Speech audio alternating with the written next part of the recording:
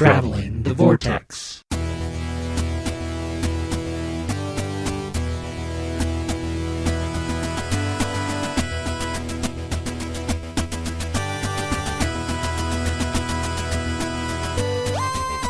We've joined the doctors as they travel the vortex and landed at episode number 34, where we join up with our other selves.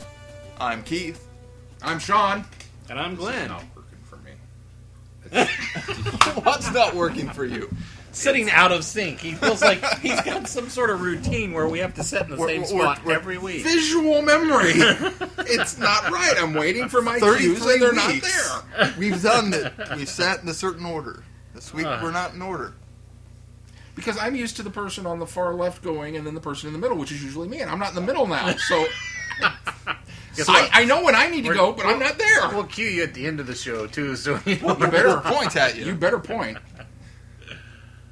Anyway. Well, it's been a busy weekend. Sean and I And Glenn were sort of like, I ended up in it anyway. You got credits. I did. More than one. Yeah, two credits. Two credits in the 48-hour film project. Our genre was... This is another one. You're not... one. You haven't skipped back to an old episode. This is another 48-hour This is different to Wild project. West Yes. Film Festival. This one's an international film If competition. Ours wins the Is it regional... international or national? International. It is international. It is international. The top handful gets shown at Cannes. Yeah. So... The top handful out of, like, all the different regions, though. Yeah. Because we're just... the Midwest is just the one region. Then it goes to nationals, Well, and then... It's a regional, and then it goes to like a... Yeah, no, you're right. Regional, national, and then... We're up against, well, assuming they all got them in on time, Right. 10 other films for Kansas in City. our region, yeah. Well, for Kansas City. And then I don't know how many other cities are in our region, but I assume that would include St. Louis, Chicago. Oh, right. I see what you're saying. Dallas, Denver, So bigger cities. potentially we're up against 50 to 100 films in our region alone. Probably. Yeah. And Cannes is not the tin, as you say, across the pond. Cannes is that other place across the pond that's in France. So Right. you can't pronounce the S, otherwise it sounds funny. Cannes? Yeah. Cannes Film Festival. But we're not going to Cannes. We're going to Cannes. And I'm calling it out. We're going. I've said it. Oh, okay. Well, you heard it here. You heard it here. We'll let you know next week if we don't make it past the city. And the That's right. Because the award... I'll tell you if Sean's wrong in a week. in 2 days, they... well, we won't know about do the Cannes, judging. but we'll know about They actually really if we screen them this Thursday? Tuesday. Or that's what I meant. Tuesday? This Tuesday. Yeah. Wow. Yeah, I can't go quick after turnaround class. because That's like the a overall quick deadline for the regions is coming up. I had secretly hoped that it was Friday.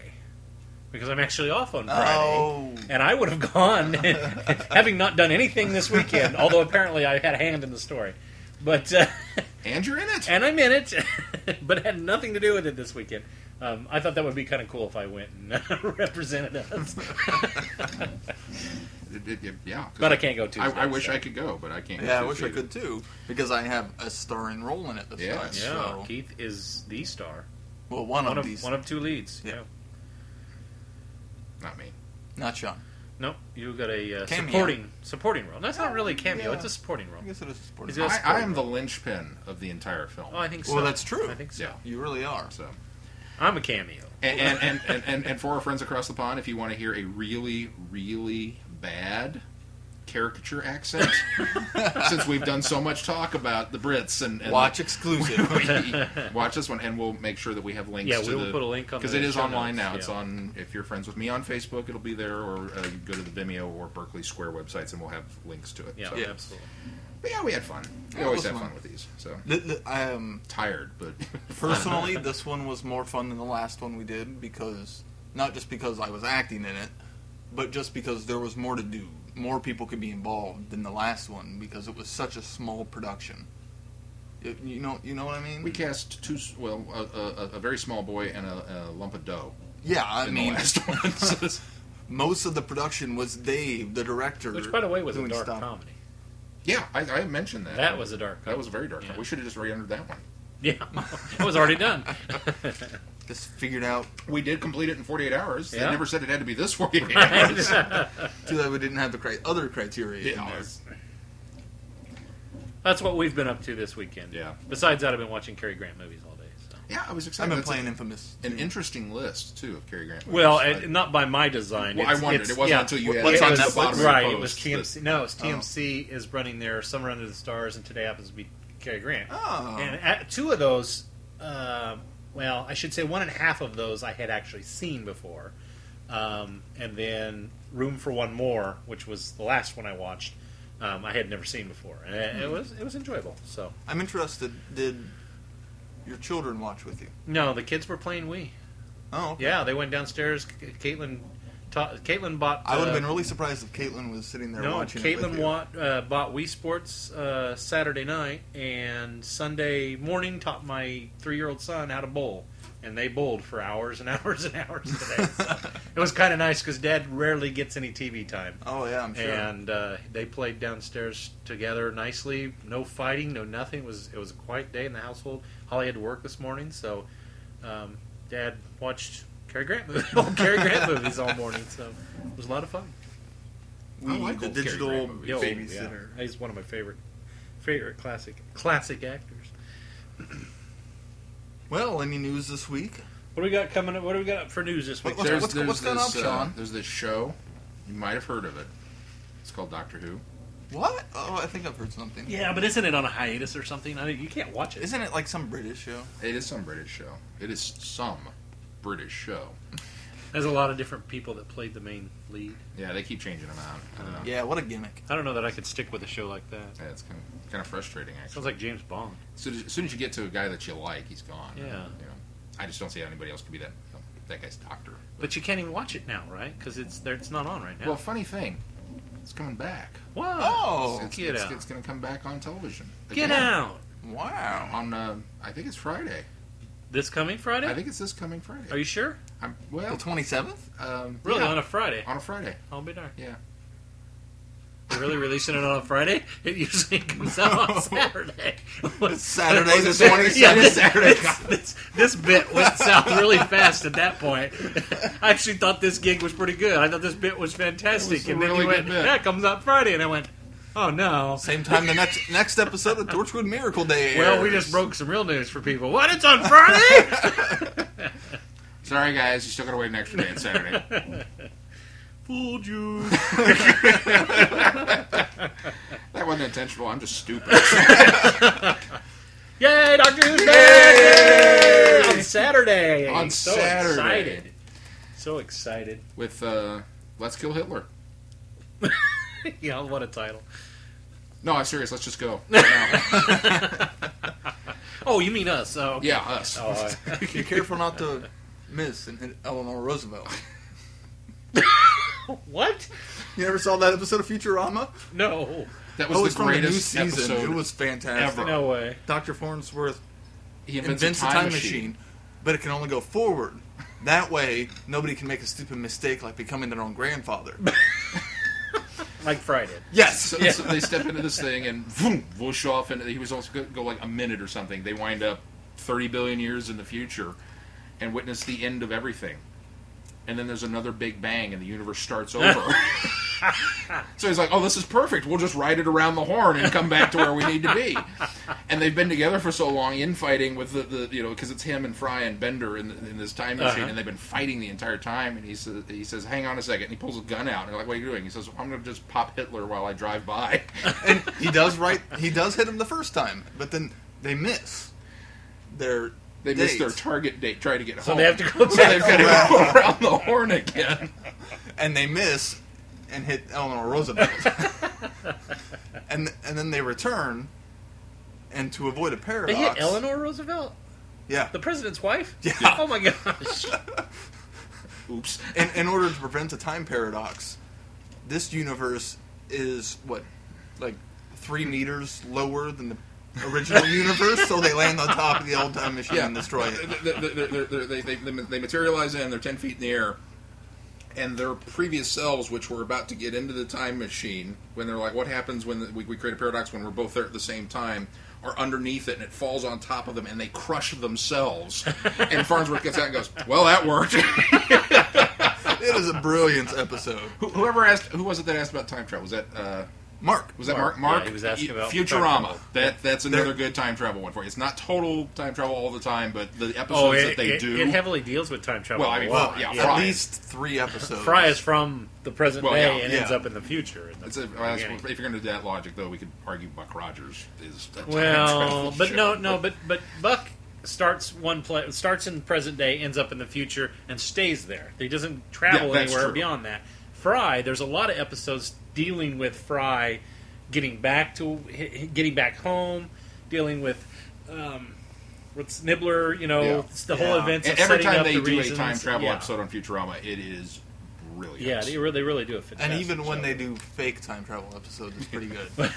Now, I don't want to go off on a tangent here. We're way off on a tangent already. Isn't there a Buck Rogers episode where they do time travel? He Well- goes back to the 60s when he's in the Air Force or something? That sounds familiar. It's been I literally have not It was seen like a Buck trial Rogers since I episode, was. I remember. I haven't seen Buck Rogers since I was.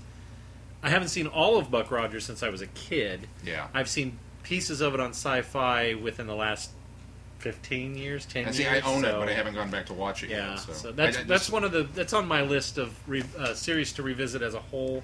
But and I have seen all of it because when I was a kid, we sat down. My dad and I sat down and watched it religiously every week. I remember the Space Vampire, No, I don't think I've ever watched it. unfortunately. Keith would have been too young to I see would've it the been too young to first see it. time. Yeah, it was And then, a bit yeah. beyond you. I never saw reruns Well, of it. Sean and I were quite young when it was actually on television. So. Well, when the opening credits is the year is 1987 and America launches the last of its deep space probes. Actually, that gives that's you an true. idea That's of- true. I said he goes from present day, but it's not even present day because it's future Yeah, based it's on where it's we are future because Buck it Rogers. aired in the late 70s. So. I then think, Sean I think went- it was later than that. I Sean- think it was 82. 'Cause No. it was after Battlestar. Because it's Glenn Oh, Larson. It's the same Battlestar was creator. in the late 70s. You're right. Yeah. It would have been well, the early 80s. because Battlestar was right after Star Wars. Right. Yes. It was late. You're right. It was the early 80s. Anyway, Doctor Who's coming back on Saturday, 27. 27th, Yes. with Let's Kill Hitler. And Starring there's- Gil Gerard and and Aaron Gray and Bender the Robot, or I mean Tweaky. Any other news that's going on? I went and saw Tweaky. I went and saw Tweaky at a car show, believe it or not, back in the early Really? 80s. Yeah, they had him there and was the voice of Mel Blanc, who voiced Tweaky. And now Mel Blanc wasn't there; it was obviously I always want to know pre-recorded how they thing, fit but- him into that suit. But it was really cool. Yeah, so it was one of my fond memories.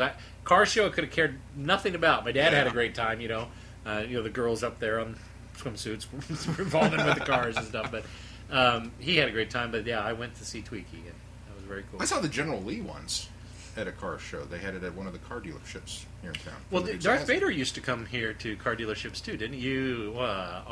Sean has a bad Darth Vader experience. I was taller than Darth Vader. That doesn't count. See, I had two. I had one. Went to one in Garden City and one in Hutchinson, Kansas. And Hutch is very short for Hutchinson. Hutch, and both times, no, it was very, very good. They had the voice box was broken on one of them. They couldn't really amplify his voice, but both times he sounded very James Earl Jones-esque. But I saw a fat Boba Fett. Do you remember that at the episode 3 DVD release party? no, Boba Fett was putting on the pounds a little bit. Oh, at Best Buy. Yeah. Yeah, that's right. We did. We went that night, didn't we? Yeah. He barely fit into a suit. Yeah, that's right. It wasn't- Boyle's Joyland had a big, back when we had Boyle's Joyland, not the auction place, but the amusement park. Not the flea market. Not the flea market. But the amusement park, they had this big thing, Star Wars characters, and Darth Vader and Yoda, and they had all these people, and it was going to be like, ah! And we went and spent all day. I pestered my folks and said, you've got to take me to this. I have to be there. Crowded, hot, miserable. The train pulled around the station. The Star Wars characters got off. Yoda was taller than Darth Vader. I was taller than Yoda at age 9. I said, I'm done.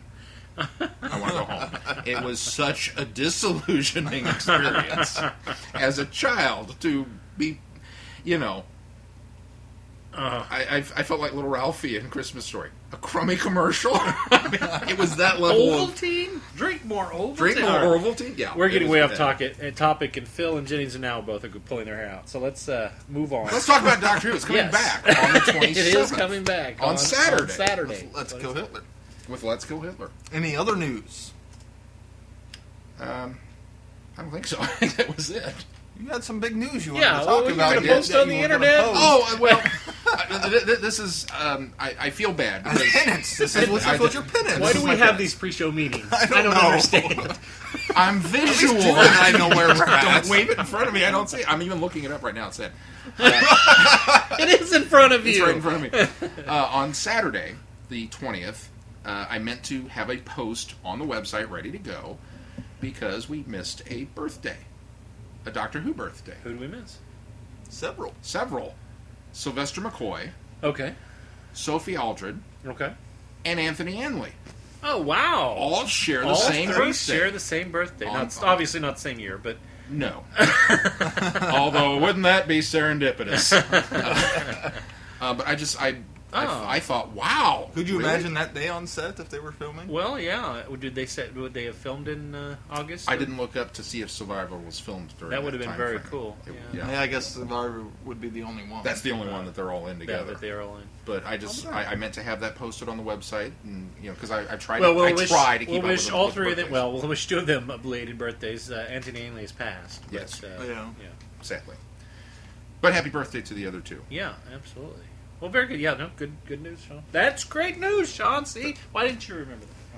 All right. Well, let's move along On to to feedback. because we're getting pretty far behind now. Anyway, This first episode, I'm sorry, the subject of this feedback is feedback, Back to the Future style.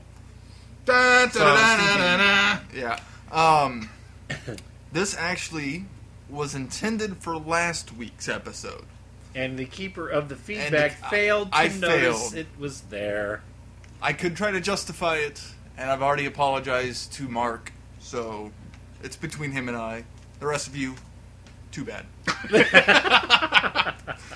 You get it this week. What's it say, Keith? Hello, guys. First of all, thanks again for the recommendations. I went out today, who knows when that was, and done some shopping around, and I managed to buy Series 1 of Firefly, the film Time After Time, the film The Time Machine, the remake, which I really enjoyed, and Series 3 of Quantum Leap. Yay! Technically, I think it was Season 3, but woohoo! Hang on, we didn't read this last week? No. Are you certain? Yes. I forwarded on to the feedback email on Monday. I must have read it then. We read it. because I mean, we didn't read it online, but I remember reading it, and he said, well, we missed this feedback. And I was like, no, we didn't. We read it. And he says, no, I sent it out after On Monday. the fact. Oh, Which I is why could've we swore it was think last we week. All right, know go it. ahead. Because it was new in the inbox when I forwarded it. Sorry, Mark, you bought those. Yay! Excellent choices. Although, I nearly bought the... I'm sorry. No, don't. Don't. You really liked the remake of Time Machine. That's fine. I have no qualms with liking the remake of Time Machine. I like it too. It's not a great movie, but I do like it. But you need to watch the original Time Machine. That's all I want to say. Okay, go ahead. I nearly bought A Christmas Carol on Blu-ray. Fortunately, I fought the temptation and left it, hoping it would be on the Series 6 box set. Yay! It will be. Just you wait. Despite what Keith Just says, you wait. it will be. Anyway, You're the back... novice. You're not allowed to make predictions. Just you wait. That latest load of DVD purchasing really hit my wallet. This is why I'm not allowed to have freedom in the town center. Anyway, back to the point of this message. Chrissy contacted you last week with the 10 Doctors episode. That's 2 weeks ago. I managed to find a better one that actually has a plot and seems like something that I'd really enjoy as a 50th anniversary episode. He included a link, which we will include in the show notes, and I fail Mark even more by not having watched that. Anyways, let's continue on. And, wow, is this feedback or an essay? Anyway, I've been re-listening to some of your podcast episodes lately before I go to sleep. And this morning I woke up to one of you guys Great. saying... Our old podcasts are sleep aids. Fantastic. I'm hopefully concerned it's that not he's the one- listening to them more than once. We can't be that entertaining. Hopefully you don't get waken up by the loud laughing and random... Whoa! Or me shouting, "Wake up, Alex!" at the end. And this morning I woke up to one of you guys saying, "Oh, a live commentary over Friday Night Who one night." It gave me an idea. and Glenn is already rubbing his head. No, that was not. Okay, go. Wow, how cool it would be if you guys watch an episode and discuss your thoughts and reactions to it whilst watching and recording, and the people at home can watch the episode later on and listen along. Keith, if you're reading this, that above comment may turn Glenn into a grumpy bear. More work. I don't know that it would be more work. I think my only dilemma with that is there are so many Doctor Who podcasts out there doing that already. That it wouldn't be unique and original. Now, what would be unique and original would be our takes on it, our commentary Our on own it would be commentary different. for it. I mean, so it's something maybe we'll put on the back burner and think about. Something Let to it simmer. consider. But Maybe for Once we get past maybe a the special. series and an epic episode. Yeah. oh, an anniversary episode. Mayhap. Ooh, Mayhap. mayhap. What? per maybe haps. I'm not talking to you anymore. What? I'm quoting Firefly. Go on. Last of all, Alex, if you're listening to this, you're not borrowing any of the DVDs that I bought today. You borrowed those Dalek films weeks ago, and you've yet to pick them up. And for a How- nominal how does- fee, Traveling the Vortex will be happy to collect debts for you as well. Watch them, pal, or I'll turn into a grumpy bear as well. That's all for now, guys. Carry on going off topic, discussing Marmite, quarks, the Merca, and anything you like. You could talk about light bulbs for 2 hours, and I'm sure myself, Alex, and Christy would still listen along anyways. Continue doing a brilliant job. From this message to be concluded. You see, I can do a Back to the Future ending as well, especially as the movie was half as long as this message. Thanks for the feedback, Mark. Good. Thank you, Mark. And now, we'd like to talk about light bulbs for 2 hours. Yours is getting brighter. GE. I was just noticing that. We just talked about a light bulb earlier today because Serendipity. he's upset. He's like, this one isn't as bright as it was when you first turned it on, and it heats up, apparently. So It's one of the squirrely-tailed mercury. now we've talked about light bulbs. Yes. It's compact fluorescent. Yeah. Yes. Next bit of feedback. Next bit of feedback. You know, is- we just threw that out there, and everybody's lost. Okay, I'm gonna go back to square one. I came over here one day. They had a lamp on. The lamp has no shade. This bright is uber light. I mean, it's like the sun. You The bright stare is uber into light? it, and it blinds you. And It is it a bothered me and fluorescent- bothered me it's and a bothered me. 60-watt fluorescent bulb. Hush, I'm telling this story. It bothered me that night because they're cleaning a closet out. We're supposed to be watching Friday Night Who or recording a that was podcast when we were- or something we were- that night, and they're sitting here blinding me with the brightest light in their house, and they're taking their sweet time packing, unpacking, and rearranging. So I was getting a little grumpy bear that night, and the light was super bright. That was last so week. now I come over here Friday night to do Friday Night Who, and they say, hey, you can tweet from this computer back here. So I go back here and sit down, and I'm blind as heck. I'm blind as a bat. Can't see anything. So I say, hey, I'll It's turn been on this staring light. into that Then light I for too decide. long. Then I decide I can't turn this light on. It's too bright. And they go, no, it's fine. And I turn it on, and it's like the dimmest light in the house. And I swear to these guys that they've changed this bulb. You guys have changed this. No, it's the same light. Sean said, no, I'm certain it's the same light. No, it's not the same light. And then he said the same thing tonight. So I come over tonight, I turn the dang thing on to make my notes in my book. And what happens? It's just like this little tiny dim light. I said, where is this sun you guys had in this house? There should be tiny planets circling this thing at this point. And sure enough, we started talking about light bulbs in your post, and I turned around and looked up there, and I blind myself again. So here's a note to you. Compact fluorescent lights take a while to warm up. And that's the moral of this week's Traveling the Vortex. and now you know, and knowing is half the battle. G.I. Joe! Bingo. There's a tangent for you. Now we've talked about light bulbs. Now we're It may not have been 2 hours, but Sorry. I apologize to all the listeners for that rant. That's but- Glenn at travelingthevortex.com. Our next piece of feedback, not that anybody cares at this point, is from Jennings Richmond. Jennings writes, hey guys, I've always found the best excuse for setting up the electronics first in a new space, if one is debating I love with a this. This is female fantastic. significant other, is that cords wires. For example, honey, I have to do this first so nothing else is in the way. That way I can bundle and run the wires so other stuff hides them and the rest of your decorating isn't interrupted by these ugly things sticking out all over the That's place. just a wonderful, Brilliant. wonderful excuse. I love it. Works every time, guaranteed, with brownie points to boot. Just saying. Jennings Richmond. And, Chrissy, that's something for you to look forward to when you get married. We've now alerted you We've to let be you in on the look. secret. You're in the club now, so you can be on the lookout for that Oh, one. am I reading? And then we also got feedback from a listener we haven't heard before. That's right. I think I always get the shortest ones because I complain about having to read. This is from... Although I forgot to give this to you in the list, so Yeah, no, this is okay. when we That's circle all right. her back around, you're going to have the longest one. You're right. This is from Frando, and this is in response to the comment that I made last week. And, Hi, Frando. Frando. Thanks who's for a- listening, Frando. He may not even be a new listener. He may be a long-time Oh, no, listener. This no. may be first-time I- response. that's why I First-time said feedback. first-time feedback. So he writes, "You have a lot more than 7 listeners. Keep up the great podcast." So thank you, Frando. Thank you, Frank. and his comment, or the subject Oh, line that's was- right. The subject line was "Hello from one of the many listeners who do not send email." So thank you, Frando.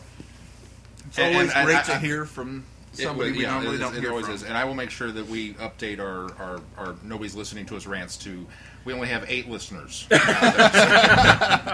No, Sean and I both mentioned this last week. It's reassuring when you see sources like numbers of people that visit, number of podcast downloads, because we get feedback from a lot of people that listen week after week after week, and we appreciate the feedback And from we the people love that the we get. feedback We that they absolutely do. give. We've really gotten a really good camaraderie and friendship with the few that do actually send us feedback, and we I love feel to like hear I from you guys. Really know them well. And then it's totally reaffirming to get little messages like this, or to see the numbers, or to see that there are actually people that listen. They just it's not their thing to send in feedback. Which they listen I and don't have completely they have no understand. complaints. I completely understand. So- I listen to a couple podcasts, and I rarely send in feedback. Yeah, I in fact, until we started podcasting, I rarely corresponded with any podcasters, and now, of course, I do a lot of that over Twitter now. But Yeah. So yeah, it's fantastic, and we do acknowledge that we have a lot of listeners out there, and we appreciate each and every one of you, whether you send feedback or not. We're so happy to have all of you as listeners of the show, and we're glad you're enjoying it. And thank you. Yes. Absolutely. The next one is from frequent commenter Alex Smith, Hi, Alex. also known as King of Rocos. Quit making farting noises. I with didn't your mean hand. to. It probably didn't even pick up on the I'm microphone. sure it so you didn't, said but I anything. just called it out. Well, I could hear it. Hi guys, Alex here, sending in feedback the modern way. I've never sent in feedback via your website before. I always use email. But after you mentioned your Contact Us page last week, I decided to give it a shot. I'm not quite sure how it works, so apologies if this message comes to you backwards or inside out. Looks right to me so far. Yeah, it turned out great, Alex. I just wanted to say that I really enjoyed your extra length episode 31. It kept me going all the way to Greece, and I loved every minute of it. Since I got back, I've also listened to your most recent episodes, and now I'm back up to date. Does this mean we need to do another 3-hour episode? No. Oh, and to Keith, happy belated birthday of Rassilon. Thank you. Keep up the good work, you guys. Alex. Always good to hear from you, Alex. Thanks again. Yes. I'm glad our super length episode By the way, helped you. Mark has some DVDs you need to watch.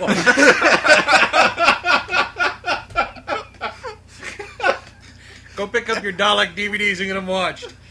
All and right. then return them. You're in a brief respite because you're on holiday. Now you're back. Sean gets the novel this week. I enjoy reading novels. This comes from Chrissy. Did we read Holly's? Did I fall asleep? Oh. We were going to do Holly's seconds, and I just went Just keep chronologically up the list. Keep going. Way to call me out again, Glenn. Thanks. No one would have known the difference. Well, this show's just going to show mistakes, blemishes, and all. We have show notes we don't use. Why do we have these pre-show meetings again? This is from Chrissy. Hi, Chrissy. Am I the only one who has stuck to the pre-show? Sorry, go ahead. Sorry, You Chris. talked about light bulbs. You're not allowed to talk anymore. Chrissy writes, enjoyed your Hi, Vortex boys. I got to get that in there. Enjoyed your 5 Doctors discussion, especially the conversation about possibly recasting Doctors 1, 2, and 3 for a potential multi-Doctor story arc for the 50th anniversary. I have some thoughts on this and hopefully can do them justice in written feedback. I do enjoy Richard Herndl's portrayal of the first Doctors and the 5 Doctors. I realize he's not William Hartnell, but I like his version of the Doctor nonetheless.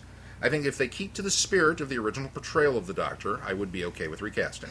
Back in 2009, Chip of the 2 Minute Time Lord podcast discussed the idea of making brand new animated Doctor Who stories of the first, second, and third Doctors with new voice actors.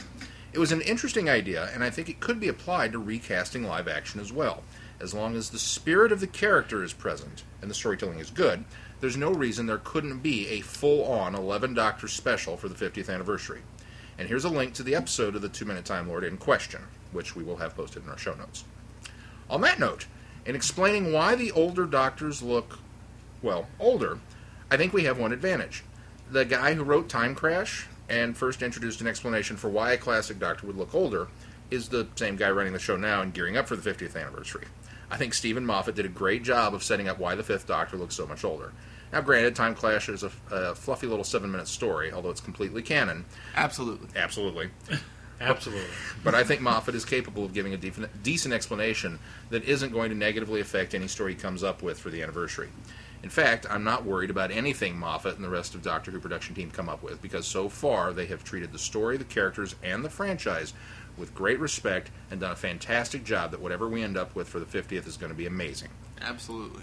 Besides, when it comes to Doctor Who, my willing suspension of disbelief is in good working order. Thank you very much. You kind of need it. Also, I have to chime in on your Tom Baker discussion. I'm probably about to make some enemies here. Actually, after you read this paragraph, if you never want me to write into the podcast again, I will understand.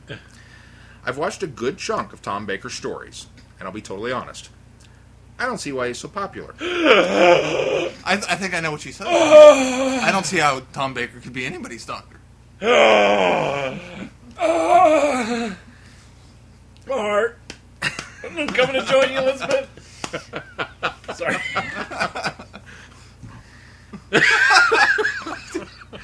A Sanford and Son reference? Really? Oh well, why not? We talked about light bulbs. Anything goes tonight. There, I said it. Go ahead, throw rocks at me. I get that he was the Doctor the longest, and he's the most iconic, and everybody grew up with him as the Doctor. And to be sure, he's owed a ton of credit for that. But he's never going to be my Doctor. Maybe it's because I'm new to Doctor Who, and I have so many other Doctors to choose from. But something about him just rubs me the wrong way. I mean, I like him well enough, and I'm not going to get upset at people who are fans of him.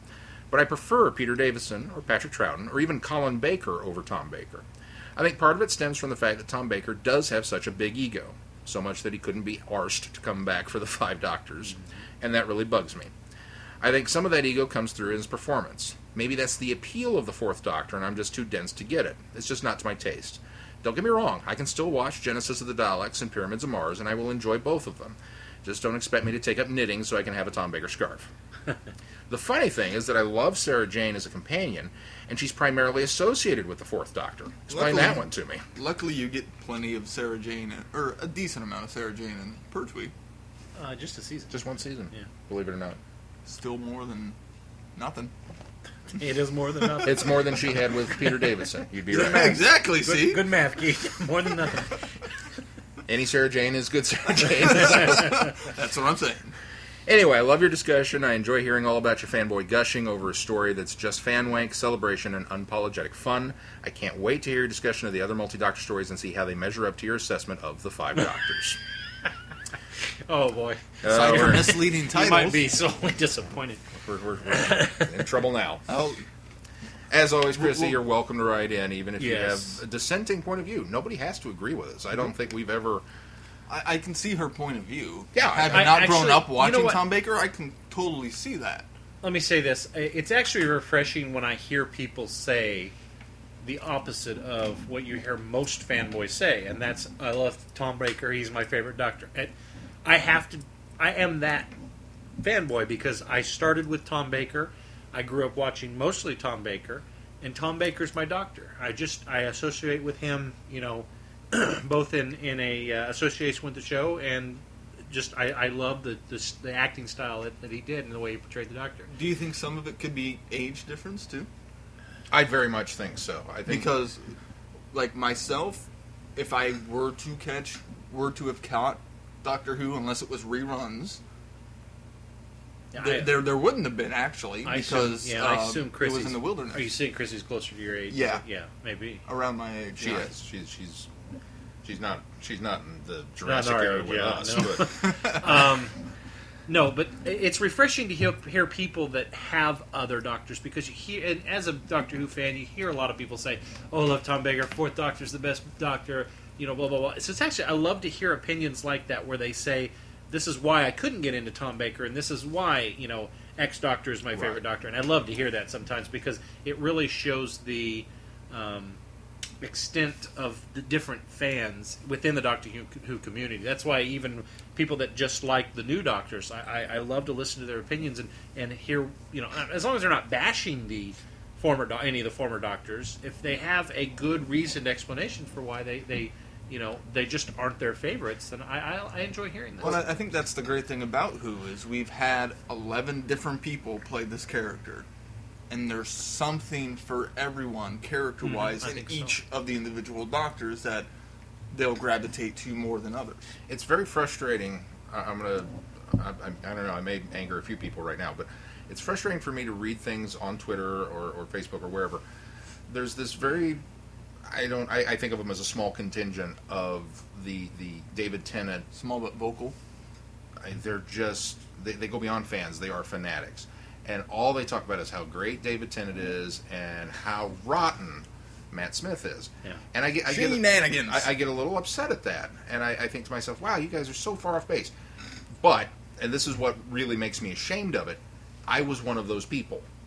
When Tom Baker left, I verbally bashed. It wasn't that I didn't like him. I bashed Peter Davison. Well, how dare you get onto a flame war on Twitter with a girl then about who was bashing? I will never let you live that down. He by was the way. defending Matt Smith. She was all of 7, and I feel really bad about it. But that is the point, though. That is one thing that kind of gives. That's why I think it bothers me so much, is because I was one of those people once upon a time. Now, I grew up. I evolved beyond that to embrace all of the Doctors. Don't you shut up. I grew out of that phase there. Is that better? No, I wasn't going to say that. I was just saying that these people on Twitter. So you're saying or these the people age on you Twitter were back when you were bashing aren't grown Peter up. Davison. I would hope that they... I don't know, maybe they are. But I would hope that they will eventually come to embrace all of the Doctors with all of their eccentricities. I love reading about these people that are such huge Colin Baker fans because I have such limited Colin Baker experience. Even the 2 Doctors, I hadn't seen all of it. I'd seen bits and pieces. So, anytime I get and I see somebody and they're just gushing about how Colin Baker was so underappreciated, I think that's really cool because it's a whole different side of the Whoniverse that I've not been exposed to, and I really appreciate that. So yeah, I agree. Like you and I, we often go head to head and go to task on the 7th Doctor. You're a big 7th Doctor fan. He's one of my least favorite Doctors, and we can have some lengthy discussions about the quality of those as well, and that's fun. I mean, that's because we butt heads. We don't bash each other for our opinions on that. It's a matter of it's a healthy discussion and debating as opposed to a straight out cat fight over it. Right. And Chrissy, just before you start, I know you're already typing the email. I have grown to very much appreciate Peter Davison. So way to back that. I'm admitting I was wrong. Back in the day, it was. He sat up with, he was wearing the scarf and the blonde hair came out. And I was like, "Who the hell are you?" I mean, just it was. Oh, this was when you hadn't been introduced to our generation yet either. No, that's true. So I think that has a lot to do that with definitely it. played in. And I wonder how many of these David Tennant people are.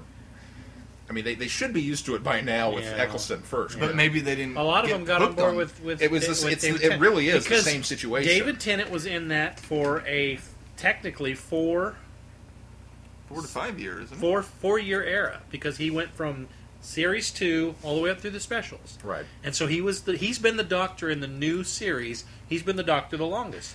And he so you have also- more of a chance of coming to Doctor Who in his era than you do in either Doctor that bookends him. And he also presided over it, just like Tom Baker did, not only for a longer period of time, because I mean, if we're going to count 4 years, that puts him second. William Hartnell was 4, wasn't he? 4 years, 3 seasons. Yeah, I think that's right. 3 seasons. Yeah. But I mean, well, now of course we got to go Paul McGann if we're going to have that argument. But Well, yeah, no.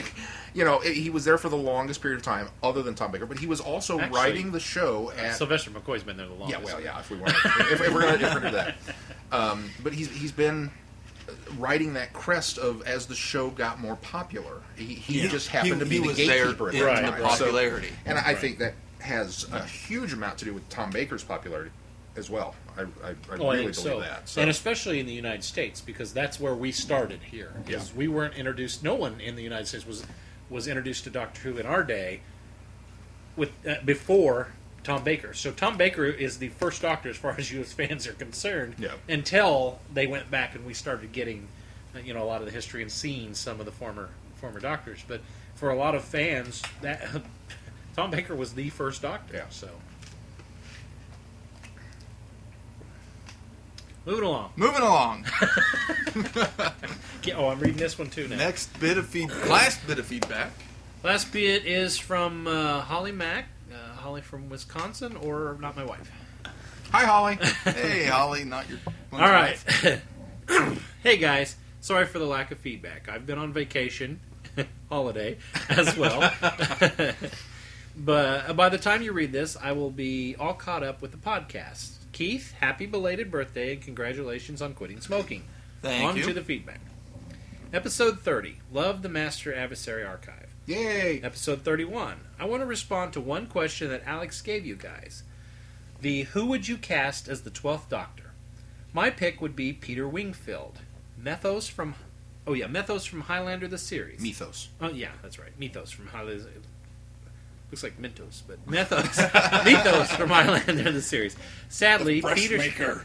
Interestingly enough, his name originally in the first script was Menthos, and they decided that it just wasn't Sounds scary. too much like Mentos. Jump him in some Coke and explodes. Sadly, Peter's decided to go back to medical school to become an actual doctor. Love all your picks for the 12th Doctor as well. I loved all the tangents with this long episode. Episode 32, Sean, just so you know, I love Torchwood, so you don't have to convince me. Yay! I've seen all of the series. As for Children of Earth, I'm starting to like it more after seeing it a few more times than when I first did. The 5-episode concept was unique and dramatic. I wish there would have been a few more episodes to it. Looking forward to seeing how Miracle Day shakes out. Great review of the first season of Torchwood. Even though we were disjointed and we couldn't remember what episode was together. The fairy episode is going to be very nefarious lost, yeah. going forward. All right. Well, that our episode really reflected the season. It was a little disjointed. That's true. She goes on to write, episode 33. Loved your review of the 5 Doctors.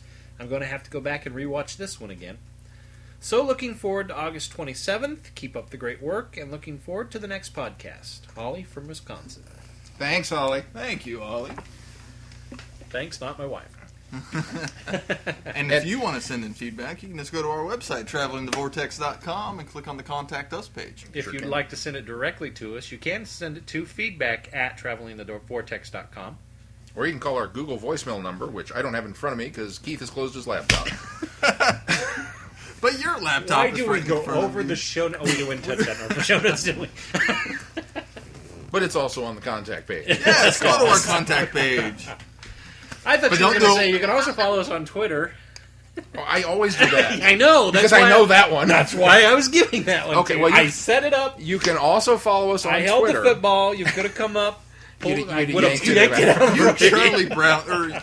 Yeah. It's at Travel Vortex. And And I'm at Vortex Sean, SHAUN. We have at Vortex Keith, which is KEITH, and at Vortex Glenn, which is GLENN. 2 N's. Yep. And we're also on Get Glue, so check We into are on us. Get Glue. And we are on Get Glue now. We're trying to get that fixed so that when you check in on Get Glue, it doesn't say you're watching Traveling the Vortex, because we're not a video podcast yet. So, Is that on the horizon? All 8 people just immediately went, yee! oh, trust me, you don't want to look at us. If you are watching us, get away from my window!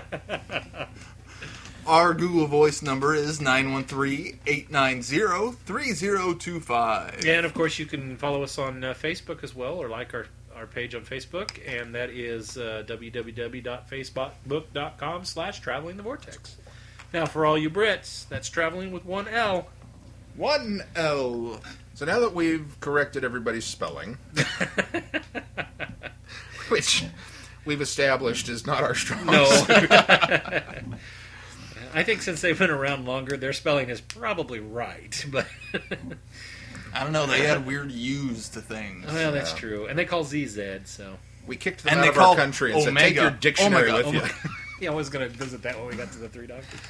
Let's get into the 3 Doctors. Yeah, I'm ready. absolutely. Let's Can do I it. have the liner notes, please? Send your way. The Doctor and units are called upon to investigate strange events surrounding Dr. Tyler's research into cosmic rays. I'm good. Go ahead. Okay. He said unit, and all I heard was eunuch. It's another inside joke that someday, I'm sorry. someday you're going to have to fill everybody I'll in. fill that one in later. We'll explain later. Just like the Doctor to his You want to start those over? Yeah, I'll start Okay. this over. Don't say unit. I can't. It features heavily in the liner notes. Features heavily in the episode. That too. Oh, boy. The Doctor and units are called upon to investigate strange events surrounding Dr. Tyler's research into cosmic rays. Unit HQ comes under attack by an alien force, and the Doctor has no other opinion but to call on the Time Lords for help. Another opinion or option? Option. Had no other opinion. I'm sure he had some pretty strong opinions about calling him for help. The Time Lords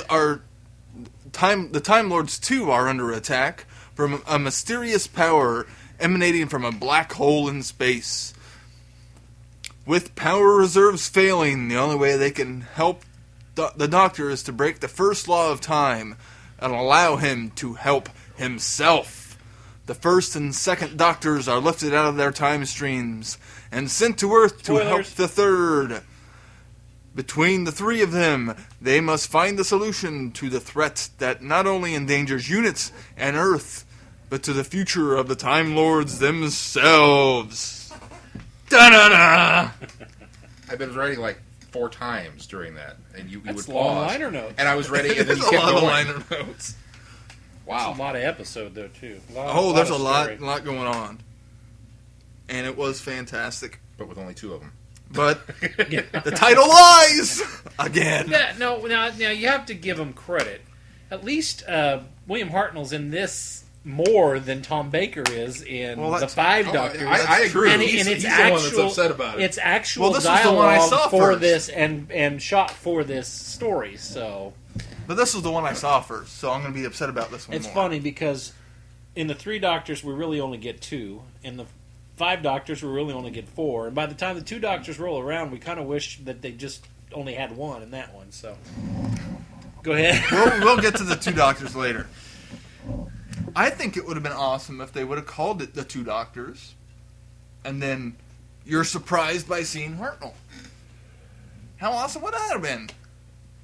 You knew going into the episode, once you saw the credits, the 3 Doctors, what?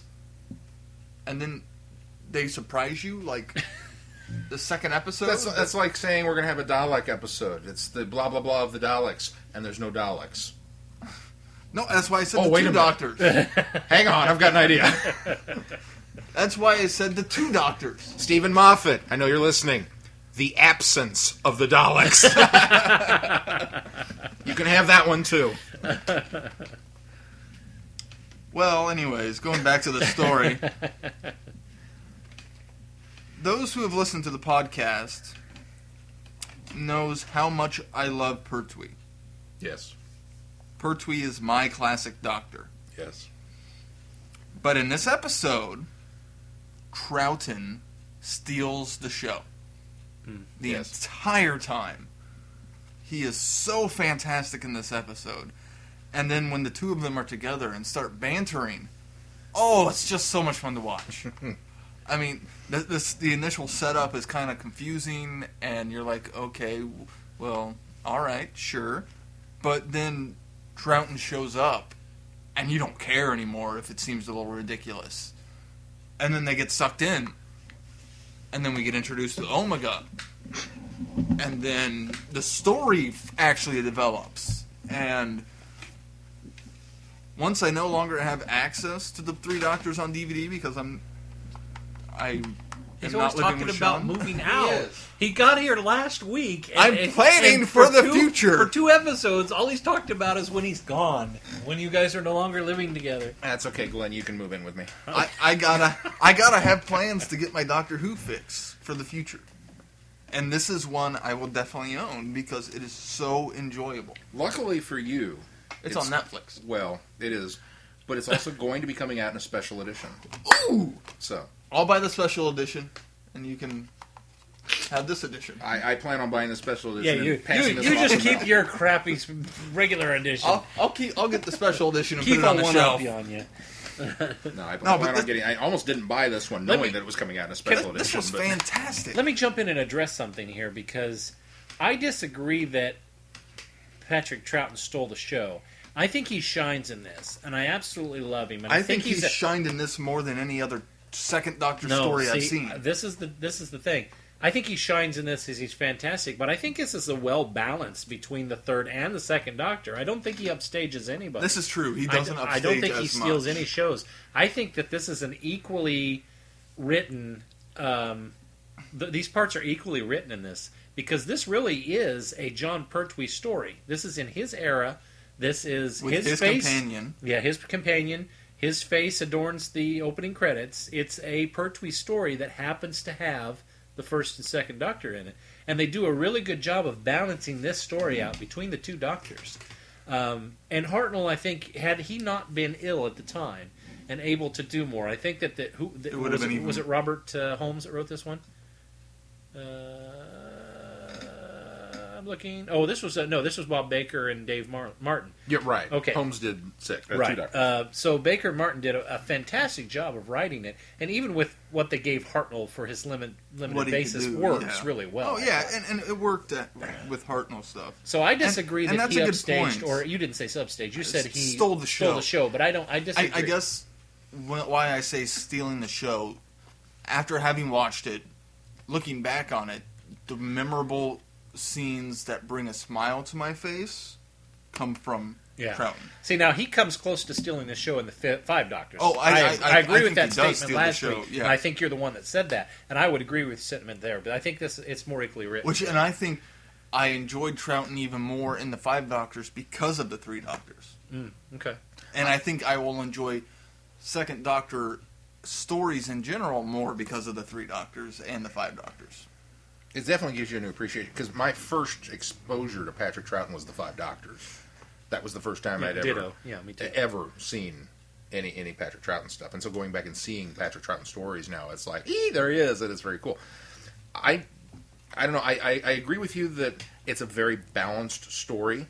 Both of the main Doctors are given their moments to shine, and of course both of them. And they play as much of an important role as Yes, the other. and that part I agree with. And technically, both of them get upstaged within the confines of the story by the first Doctor, Yes, who which- obviously is still smarter than them. Well, and appropriately so, especially for the limited role that he was Right, he was yeah. able to play. But I kind of got to side with Keith. Pertwee, he's showing up to work. I mean, I'm not taking anything away from Pertwee. I love John Pertwee. But you're right. This is his era. It's his face on the thing. This is just another episode for Pertwee. Now, it's a special anniversary episode, and we've got all these special things going on. But at the end of the day, he's going to be here tomorrow. He's got to come back to work the next week, and there's another episode waiting for him after that. Troughton, he's pulled out of retirement, basically. He gets to come on and play. He gets to show up for a day or two and have fun. and it shows. He is bouncing off the walls in this, and you can't constrain him, you can't contain him. Pertwee, unfortunately, was given very Pertwee things to do. He's negotiating with Omega. He's always negotiating with the monster. He's always trying to make it not come down to fisticuffs. Was it this one or the Five Doctors where he reversed the polarity of the neutron flow? Five Doctors. Okay. I'm confusing the two a little bit in my mind because it's been a bit since we watched the Three Doctors. Yeah. But he's always, I mean, whether it's the Silurians or whoever it is, he's always trying to negotiate and make things better so it doesn't come down to the fisticuffs. Which is interesting because he was the first Doctor to be given the Venusian Aikido and does come down to fisticuffs even though it's some weird mental projection, which that seemed to work. But Troughton, meanwhile, is not stuck with that. He doesn't have to negotiate with Omega. He's going to annoy Omega. He's going to poke him with a stick and just keeps at it. And it's hysterical to watch him do it. It is. And then constantly ask for his think recorder. Patrick Troughton's part is written more funnier than Pertwee, but rightfully so, because that was the type of person that Troughton was. He was the clown. I mean, the first Doctor even says that. The clown and the, what do they call him, Fancy? Or the clown and the dandy. Dandy, yeah. The clown and and the dandy. A clown. And so, I mean, that's how Troughton should be. And I think that he takes some license in this as well. But, again, because it's for show and it's for the anniversary and it's you know, not as much. I don't think this is as much fan wink, except for we do get a little more introduction into the Time Lords. Which we don't, not necessarily the politics of things, but we get a lot of history because we hear things about, you know, Omega going in and harnessing this power, and he sacrificed. They Which believe all the Omega stuff I thought was fascinating. Time Lord Society believes that he sacrificed himself. He's holding a grudge against the Time Lords because he feels like he was sacrificed. Yeah. And ended up being trapped. Which, and I don't think that's not fan wink. That is filling in backstory. Yeah, no, you're absolutely right. But when you go back, I guess from my perspective, when I go back and watch it now, it is fan wink because they stayed away from a lot of the Time Lord history, with the exception of the Master and the Doctor's backstories, or at least. So at this time, we hadn't talked about Time Lords much. We just had them show up here and there. That's why I don't think it's we had fan him. wink. Well, that's what I'm saying. It was essentially that at that time. It was essentially Pertwee working as unit scientific advisor, and that's what the stories were based on. What this did was this went back to its roots, and it brought the Time Lords back in, and it brought Gallifrey in, and it brought Omega into the mix. It brought time travel back into it. The TARDIS finally gets to work again. It has all of these elements that not fanwink in the way that the Five Doctors was, but fanwink in a maybe to a lower denominator for those people that really wanted the old school Time Lord, TARDIS, Gallifrey stuff that had been building in the Second Doctor's era. See, I agree with that. I just don't agree with the phrase fanwink. Okay. To me, fanwink instantly says, "Hey, remember that?" How about throwbacks? Throwbacks would be great. Throwbacks, or just like filling in the backstory in general. That's what this episode really did, and the fact that at the end of this, Pertwee gets his TARDIS back was great. Yeah. And then he has his TARDIS. He gets the his TARDIS back proper dematerialization circuit, and he gets back the knowledge. Yeah. Of how to use the TARDIS. Oh, I mean, it was always kind of overlooked. He mentions that for that entire first and second season of his run, of how he's constantly focusing on getting this dematerialization circuit. And you kind of take for granted that, well, he could probably just, make anything into a dematerialization circuit.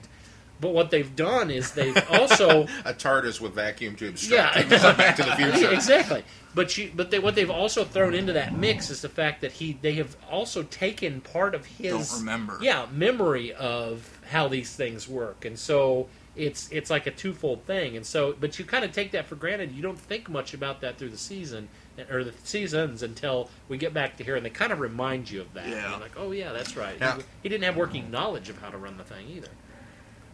Easily fixed, but isn't it just a little bit annoying? We get to the fourth episode, And they call Omega on the phone, and they say, we think we've got it figured out. Can you release the ship? And he's like, why is this a trap? And they're like, no, we just want to save ourselves a long walk. So he says, all right, you can do it. And he pulls the lever, and the TARDIS dematerializes and rematerializes inside Omega's palace before he has the circuit or the codes. Well, that's because it's in... It's the Now, will. It's the will of Omega, though. Yeah. Is that why we're Yeah, allowing it? That's why. It's an alternate universe. It doesn't count. It's the will of Omega that actually did the shit. Yeah, Because it is an in alternate. my mind, I'm thinking, if this is the will of Omega, shouldn't he have just gone and moved the ship? And why? It seems weird that they actually pull the lever. Yeah. And Pertwee's like crossing his fingers. He's got that whole, I don't know if this is going to work or not. And he does the transporter lever with the... I get the impression that's more for our benefit, and so that it's not so...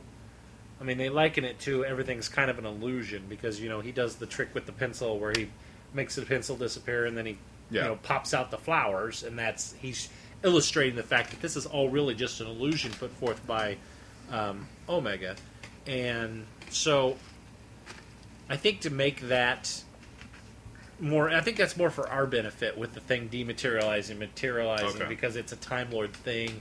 And no, I think that's totally within the realm of because Omega says that everything here is based on his will. Yeah. And so much so that his existence No longer really is also based on his will. The only his reason he physical still body exists, is gone. yeah, Everything the only else reason is he there. still exists is because of his will. Which I thought was a great reveal. Yeah, when they that did was neat. That's the Yeah. second I have 3 nitpicky complaints. The first was the TARDIS dematerialization. You fixed that. You didn't fix it, but you sufficiently explained it for me to be. I was okay with it, but I just... The second nitpicky thing... Big show, help me off with my mask so that I can go forth and blah, blah, blah. And they pull the lid up and, you're not there anymore. And he goes over to the mirror and lifts it up off his head like this. Is like, why did you need their help to pull the thing off if you can just do this? Okay, so this might be a little more of a stretch, but I think it's ceremonious because I think he's just being pompous? He's exactly. He's Okay. passing on this responsibility to them because now they have to be the will to hold this world together so that he can escape. Because if there's no will holding this together, he can't escape, and he can't escape because he has to hold the world together. So I think it's almost more ceremonious. It wasn't like come over and help me get out of this. It was more of a come remove the mask because you will need it for So that's Okay. why I'm going to go with that. I'll allow it. All right. So you want to wait until we get to the third nitpicky thing, or you want to go right into it? Well, Go right into it. you sure? Good. Launch away. All right. I'm ready. I'm 2 for 2. You're 2 for 2. You're doing good so far. The third nitpicky. Sounds like this one's going to be easier to fix because if it's nitpicky, It's it's like little nitpicky. tiny. And I've forgotten it. I don't remember Oh what it was. Maybe as we talk about the Well, episode, yeah, it'll jog your I'm sure memory. we'll touch on it. The thing, and the... I think one of the interesting things about this is, and I would have loved to have seen this now that I've read that this was supposed to happen. Originally, Jamie was supposed to be in this. In fact, that Sergeant would be Benton would fantastic. not have gotten as much of a role in this had Jamie been able to appear. But Fraser Hines was actually on a soap opera at the time and was not able to contractually or work out schedule-wise a way to get onto this. And so... Yeah, Jamie should have been there, and I think that would have been neat. And That would have been That's really a blessing neat. and a curse, because I would have loved to have seen Jamie. I love Jamie. But I also really, really love Sergeant Benton, and I like the fact that he's given so much to do in this episode. This is the first time we really get to know Sergeant Benton, and he's less of an errand boy in this and more of a smart thinker. In fact, he's the one that rationalizes and starts to understand and figure this out before even the Brigadier does. And I like that. I mean, he's the one that picks up on the fact that both Doctors are 2 incarnations of the Doctor. He also picks up on the fact that the first Doctor is an incarnation. Now, he's there when he first comes, and they're having to try to explain that to Joe at the time. And how great is his reaction when he gets into the TARDIS? Oh, and yeah, Pertwee asks yeah. him, "Aren't you going to say it? Everybody does." He goes, Isn't it obvious? "Most things with you, I just kind of roll with it." And it's like, Well, he says, is it him or the Brig that says, well, it's obvious, isn't it? And then, turns around and says, but with most things with you, I just... no, that's Benton, because the Briggs response is, "So this is what you've been doing with unit Yes, funds." that's right, Yeah. Which in all the stuff with Troughton and the Brig, just like in the 5 Doctors, I'm calling forward, traveling the Vortex is confusing. That's all right. Is just great, and then throw on Sergeant Benton on top of that, just It makes it so much better. Yeah. It Yeah. adds another layer. I agree. I love the Brig. I have always loved the Brig, and he just shows up and makes any. He's like the face of Bo. He shows up, and every episode is better for it. Well, but even I got to the point where it was like he disbelieves the TARDIS, Yes. he disbelieves the Doctor, he Yes. disbelieves that, and then he's got that. You know, after they get the entire whole of Unit HQ has been transported into the black hole, and he's determined he's going to go call Geneva, and he marches out the door, and it's a desert. yes. Even at that Love moment, he still believes. No, Well, we're at Crichton. It's obviously a beach. It's a beach somewhere. And then when the Doctor says, "Well, we're further away than that," he says, "Another country," and he's thinking, We've "Oh, invaded." the ramifications of that are even worse. Not expecting the fact that the ramifications are even bigger than that. You know, that's the extent of the Brig's mind. How this? Oh my gosh! Worst case scenario, we're in another country. No, that's not the worst case scenario. Brig. I think in the Briggs' mind, it's so... He sees so many things that he has to find a way to rationalize it somehow, or else he'd go mad. Well, and at You'd this think point, at this point he'd be like Benton. He'd be just kind of like, all right, we're going to go with it. Just But, go with but it. that I think that's really just not how showcases his character exactly. is. I think that Right. showcases how I don't want to say rigid, but how He's a military man. this It is goes the way this the way. Brig. This is the way the well, world he's works. by the book. He's very by the book. He believes, Tuesday follows Monday. That's his thing. And when you throw a curveball into that, he's got to find a way to rationalize it, to retcon it, to make it work within Tuesday follows Monday. And I love that. Yeah, I kind of wavered. There was parts of it where I was like, oh, come on, Brig. Surely even you by now are going to have to go in with this. But it's such an endearing piece of his fiction that he's written that way. Yeah. And Oh, this yeah. is how he would react to things. And it's, I think it would get a little old if, after a while, every single person that has encountered the Doctor is like, yes, everything is like Sergeant Benton, and just rolls with it. Just rolls. I think that would start to make things a little dull after a while. it makes the storytelling so much simpler. It would. Which I think is, in Which the new is- series, why we have psychic paper. Just so that we can go, boop, and you go with it, as opposed to having to spend 20 minutes expositioning it. Yeah. You know? Which, considering the new formats with the new Yeah. series, is needed. They don't have 7 episodes to do the exposition. That's not a trick. That's a plot device right there. But everything in this episode works. And how awesome is it that the 2 main Doctors in this story are wearing bow ties? That's a pretty bow tie. That is pretty bow tie. That earns the 3 Doctors a gold bow tie. In your estimation, it gets a gold. In bow my tie. estimation, this one gets a gold bow tie. The other thing that surprised me immensely about this story, which will come into play later, there's not a lot of death in this. There's no death in this. There's no death. There's Well, no there's a couple of Besides unit Omega. soldiers. There's a couple of unit soldiers that I think get when the attack comes. That get I blasted. don't. I don't believe that's right. I think they pull back. I don't. When the things first come, Yeah. and like the guys are sitting there with the machine gun, Yes. which that looked like a really bad G.I. Joe toy, didn't it? Yeah. We've got this massive machine gun on a tripod, and then the guy squats down and puts his legs underneath Yeah. it, and it's like, yeah, okay. But And it goes. yeah, It was better than the tank. the thing turns and goes, and they blow up.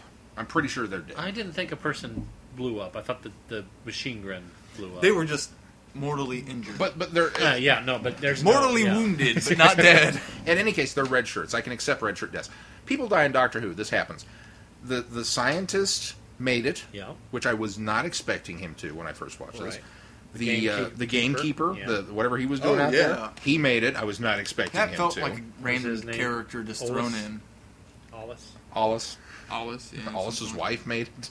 Yeah, yeah, you know. But there was no lingering.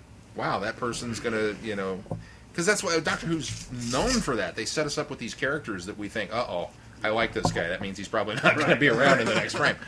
But this one was very, very not so much, and it was kind of a strange. Yeah. I kept waiting for the rug to be pulled out, and it didn't happen. Well, Omega dies. Well, no, No, he doesn't. it's not. Actually. Yeah. We won't go Which, further than that. But and of course, I don't have his name in front of me now, and I wish I did. Omega is the same character, or not character, but the same actor. Stephen Thorne. Thank you. Stephen Thorne, who played the male version of Eldrad that we all hated. Yeah. and isn't it funny? Because he's so good yeah. as Omega. He is exactly what that character needed. But then you take him in the other episode, and it's like, nah, I just... Not Maybe he not just there. needs the mask. He had the whatever he had. Crystalline face. But he must live! Eldrad must live. Is there anything else? Much I more think to we say. should move on to the It's- two Oh! doctors. Did you think of your nitpick? I didn't think about my nitpicky thing, but I did. Joe.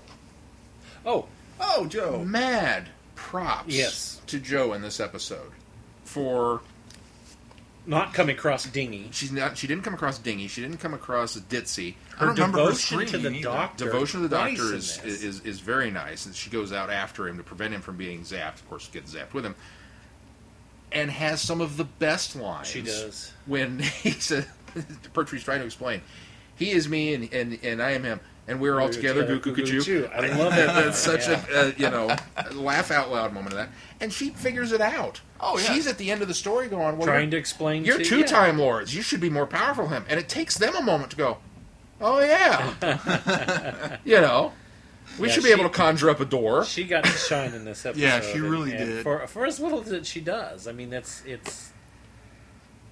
I really enjoyed Joe in this one. And I've never considering been a when big we- fan of Joe Grant, but I really loved her in this one. She's very Especially good. considering when we first are introduced to her, she's trying to blow She's trying to blow everybody everybody up. She's trying to kill everybody. And for those of you who are not so clean and pure, there's another panty sighting in this I episode. don't. Is there really? I don't think there was. There is. I went back and double checked. It's the first episode, the first segment of the episode, when they return to Unit HQ from going off to explore the weather balloon or whatever it was, and they come back and the thing has come out of the drain and it's pulsating in front of the car. Right. And he says, Joe, come back, come away from it. She climbs up and over the car. And purple knickers again. Purple again. Huh. Purple again to match her coat. And then it zaps Bessie. Well, I'll take your word for that. So if you are curious into that kind of thing, you can go back and look. Joe's Purple Knickers. Joe's Purple .com. Knickers. But an altogether thoroughly enjoyable episode. Oh, that, yeah. we, Yeah, we're going to absolutely. go ahead and decree the golden bow tie on it. Golden bow tie. Which takes us to... The two doctors. While investigating unauthorized experiments in time travel aboard space station Camera, the second Doctor and Jamie come under attack from the warlike Sontarans. Not long afterward, the sixth Doctor and Perry pay a visit to Camera. The space station appears to be abandoned until they discover Jamie hiding in the air ducts. Half crazed, he insists that the Doctor has been murdered. Da-na-na! You giving this one a dun-dun-dun? I'm going to give the idea of this one a da-na-na. Okay. The execution, not so much. Pretty much it. Which, my... This is one of those writer's nightmares.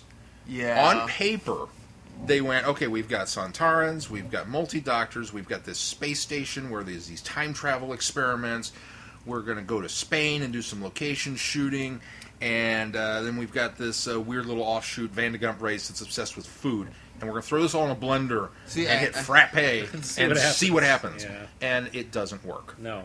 Individually, there are a lot of good parts to this. there are. I think individually these are all good ideas. I really honestly believe that. These are all good ideas for their own stories.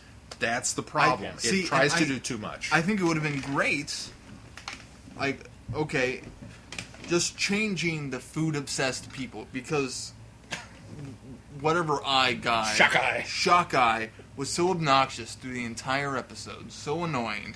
I didn't mind the fact that the scientist guy that Troughton goes to meet, the Starry, is genetically enhancing people.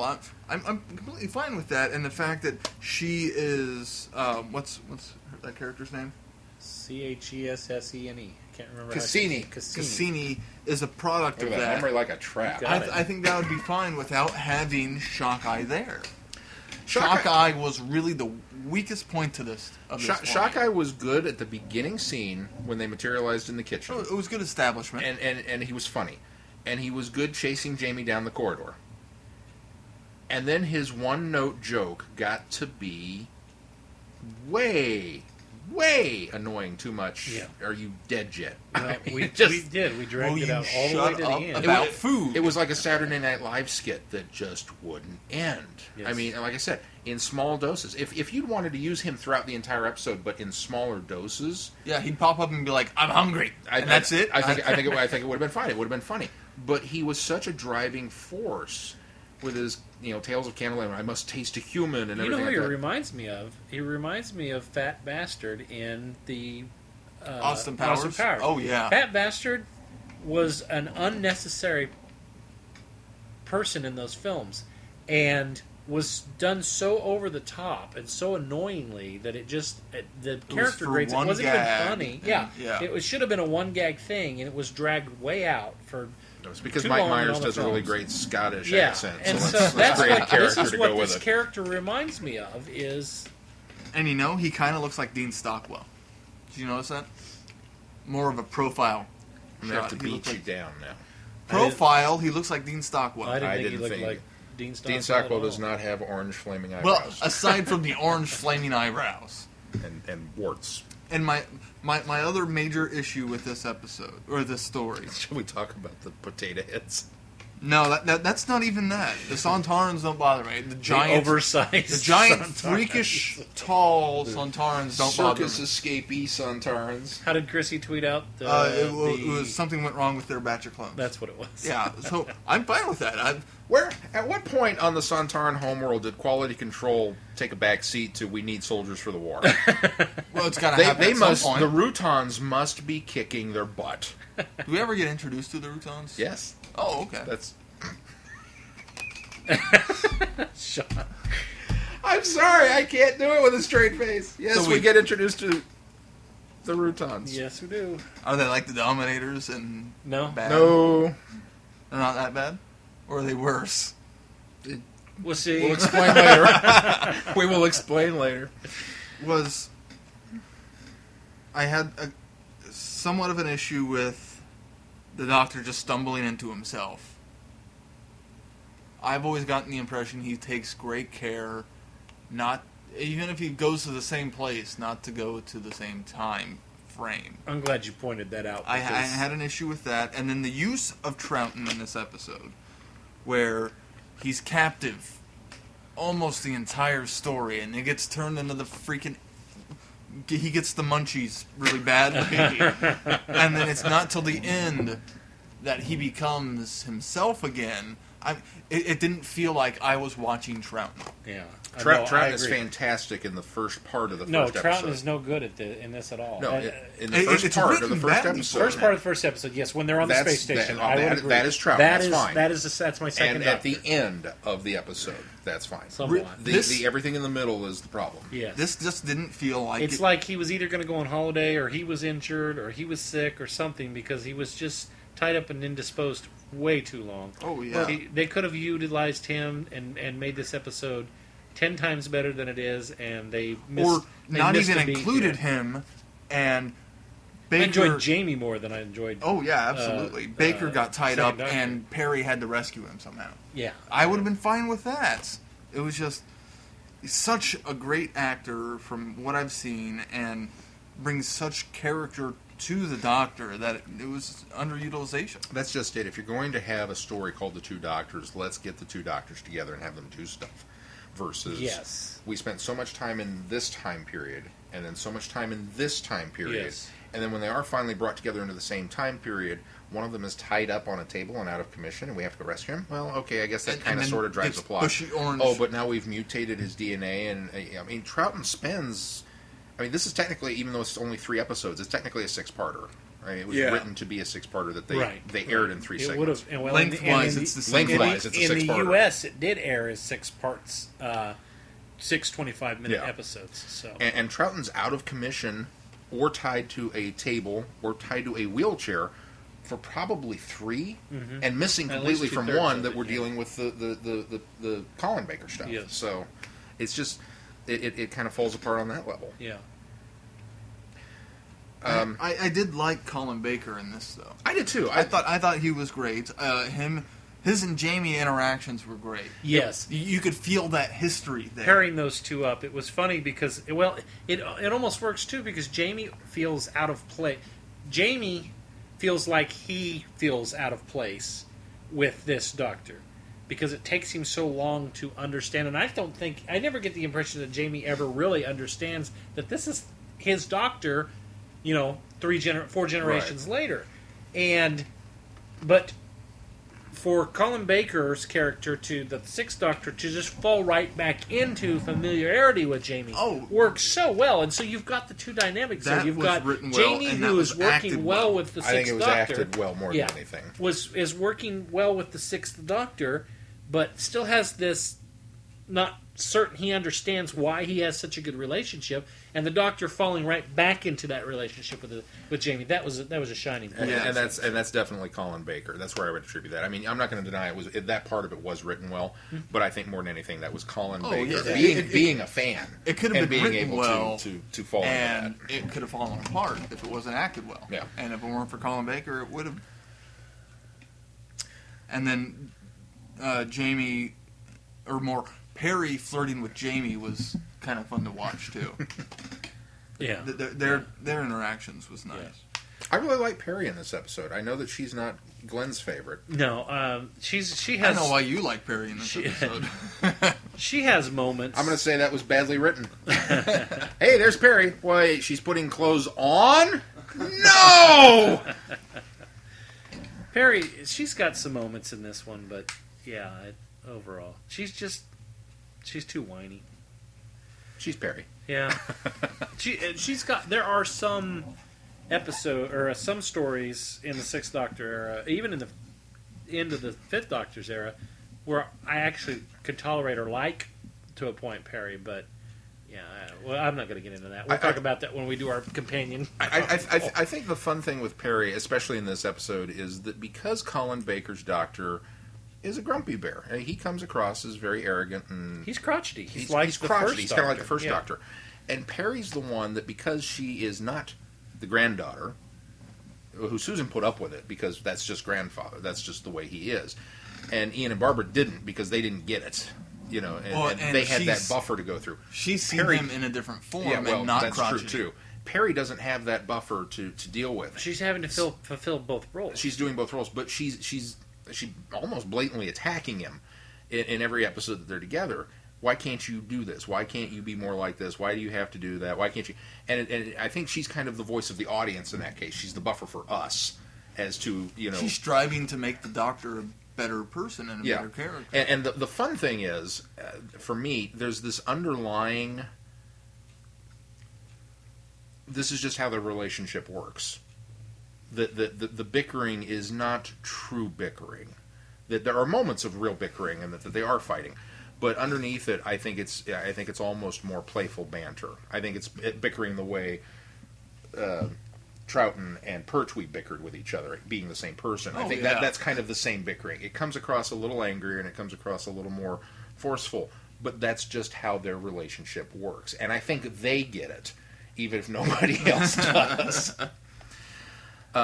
I really, as a writer, I feel like I have to talk about the moments of this idea of the space station. We've put together the most brilliant minds ever, and they're all working on pure research. That is a great concept. That is such a cool idea, and not explored well. Not explored hardly at all. The idea of taking the Vandegums and making, I mean, these are primal. Are they Vandegums? I thought there was something else. Vandegums or Andegums? I'm not sure I think how they're it's pronounced. Andegums. Maybe it's Andegum. Making these very primal, very even single-minded, even the Doctor, savage. They called him savage. Yeah, I mean he kind of lamblasts these creatures, as he puts it. That these are not true life forms, but taking these things, which I thought was a little harsh. It was a little harsh, but taking them and genetically augmenting them, that's a story in and of itself. I mean, that's one of those science cautionary tales that Doctor Who would totally do. As long as you see what she was, or what the species was before, then you introduce the new version, and then don't show the species before again. You're just not a fan of Shockeye. I hate Shockeye. What did we decide on was the name of that species? Andogum or Vandagum? Androgum. Androgum. Thank you. I think that's a very classic Who plot line, but again, it wasn't really explored properly because yes, we get the transformation of Cassini and the struggles between her and Shockeye because he thinks she's forgetting her background, and I mean that's really some pretty powerful stuff. But it gets lost amid the shuffle of everything else that's going on in this episode, so you can't care. And then there's the really disturbing scene after the Doctor gets stabbed and runs off, and Cassini does completely break down and lick the blood off of the pavement. Yeah. And even Dastari is like, okay, this isn't working. That's his moment of revelation that is falling apart. I think the time travel experiments, that the Time Lords would step in and say, no, you're not allowed to proceed in this line of research any further. I think that's an interesting concept that could have gone a little bit further. I felt like they hardly explored it. Well, and I wonder how much of that was planned, because we broke several continuity rules with that one. The Doctor and Jamie are sent by the Time Lords to go investigate. The Doctor's a renegade. He stole the TARDIS and left, and the Time Lords didn't know where he was at until the end of Troughton's time frame, which is why he was sent and exiled to Earth. Right. So that completely doesn't work. Right. Well, maybe The entire driving plot of this story now has fallen apart because it doesn't make any sense. He was sent here before exiled to Earth and forced to regenerate. That's correct. But the problem is he's running from the Time Lords. No, after they catch up with him. No. They sent him on one mission before And they I'll tell you exiled why. him. Exactly. No, I'll tell you why. Because this is right after they've dropped Victoria off, and there's still a lot. They still haven't met up with Zoe, so there's still a lot of Troughton era to happen. So yeah, that doesn't. That's the interesting thing is they try their hardest to explain why it's just Jamie and the Doctor and not Jamie and Zoe and Jamie and Victoria. You know, they interject that line about dropping Victoria off. And then, how then can you be mess so up the careful content. with Right. that and then drop the ball on this? Yes, you know? absolutely. I guess they just... I mean, Troughton has a couple of lines when he's talking to Dastari about, well, I'm not officially here in any real capacity, and the Time Lords can, negate my blah blah. That still doesn't work. That you are a fugitive. Mm-hmm. The Doctor at this point, I mean, he's got wanted posters in Gallifrey, in mailboxes all over Gallifrey. That part doesn't fit at all. It's frustrating. I think once again we've got some really good sets. The inside of the space station. That's neat. I like that. The Yeah, offices, that the was climbing around on the jungle gym pieces. I think all that's really cool. Yeah. which very much felt like Carnival of Monsters. It did. I like that aspect of it too. And then we get to Spain. Yeah, and it's just so barren and dry and not very picturesque. And it didn't have to be Spain. It could have until been we anywhere. actually get into the town. Then we get some for that nice one very little scenic scene. and yeah. the chase. But realistically, this story could have been set anywhere. It didn't need to be set in Spain. You didn't need to spend the money on the location shooting. And that's one of the things that very frustrates me. If we're going to go on, I mean, it's like City of Death. We haven't watched that one yet and reviewed it. City of Death is set in Paris. And it was the first time they went overseas. They filmed in Paris. Look, Eiffel Tower. And it's wonderful. Well, they did go overseas. Paris considered It's overseas? across the Channel. It's not overseas, but it's over the There's English there's Channel. a sea. England's an island. Everywhere is It's overseas. the English Channel. Yes, they went to another part. They went to another country. They went to another country. Are there bridges? Spain's not over covering? in that Yeah, there are. in that theory. Spain's not overseas either because it's right next to France. So Oh, yeah. It's overseas. So, but overseas at until any you- rate, they go to Paris.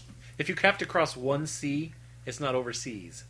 That's true. They go overseas, and they go to Paris. So the channel's not a sea. And there's No, really the channel is a tunnel. The channel is with the exception. I'm telling a story here. With the exception of one joke about the Mona Lisa, there's really no reason for that story to be set in Paris, Other than they had the money.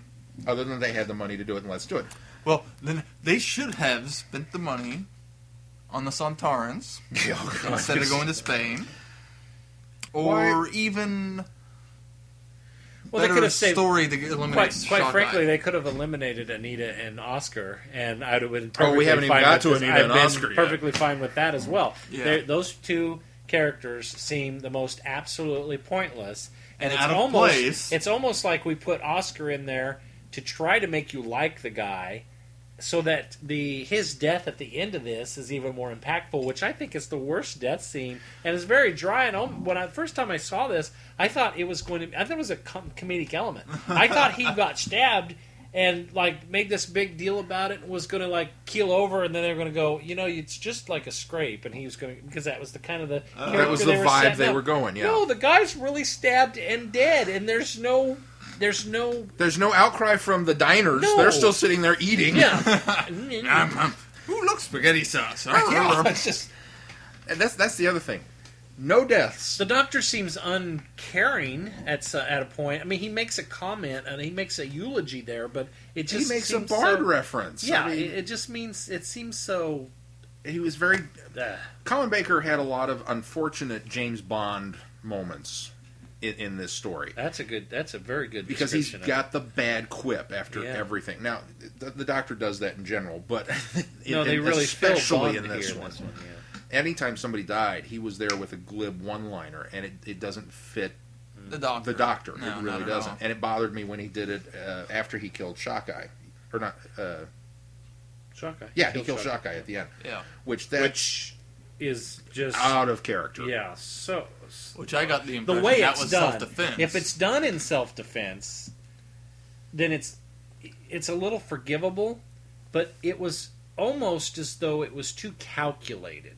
Because when yeah. he gets there, he figures... Now, it is still in self-defense because he's been chased by this guy who they've already set up could just snap him in half. And he's made the comment that once they're on the hunt and Yes. they get the scent, there's no stopping them. So So he knows the danger that he's in. They're putting that forth so that it's forgivable as to why he does it. But it's almost too thought out and calculated and premeditated that it seems so out of character. It's not a quick defensive reaction. That's true. I a will calculated defense. give Robert Holmes full props for using the moth collecting kit.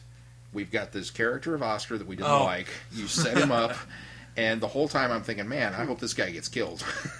And then I did feel vaguely bad when he did. And he's there, and he's trying to woo the woman, and he's a complete loser, and he's got this moth collection, and he gets to discuss it briefly with the doctor, blah, blah, blah. Where is this going? And then the doctor's on the run, he's been stabbed, and he gets up there, and lo and behold, here's the moth collecting kit, and he uses it to build cyanide, and it's like, it is now a plot device. It is now, you've fixed what was wrong with that aspect of It it. took a long time to get It there. took a really long time to get there. But this, to me, I think is one of the interesting things. No deaths in the 3 Doctors. How many in the 2 Doctors? we're just stacking up casualties.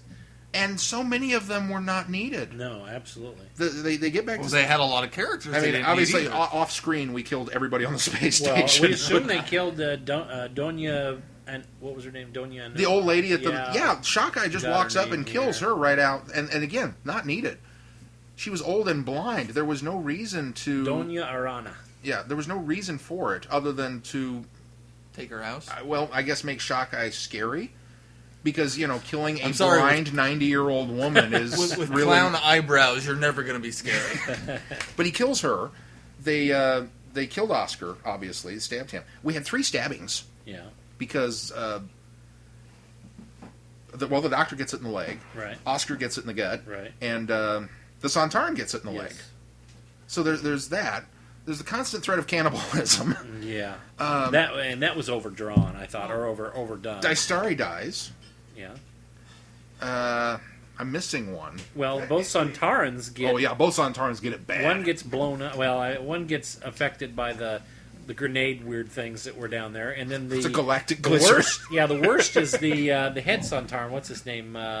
Field Marshal, whatever his name Yeah, is. who I think goes it was Larry. into the time machine and the Doctor has basically sabotaged it. So he comes out and he's like covered in the green Vulcan blood. I mean, Sontaran blood, goo all over him.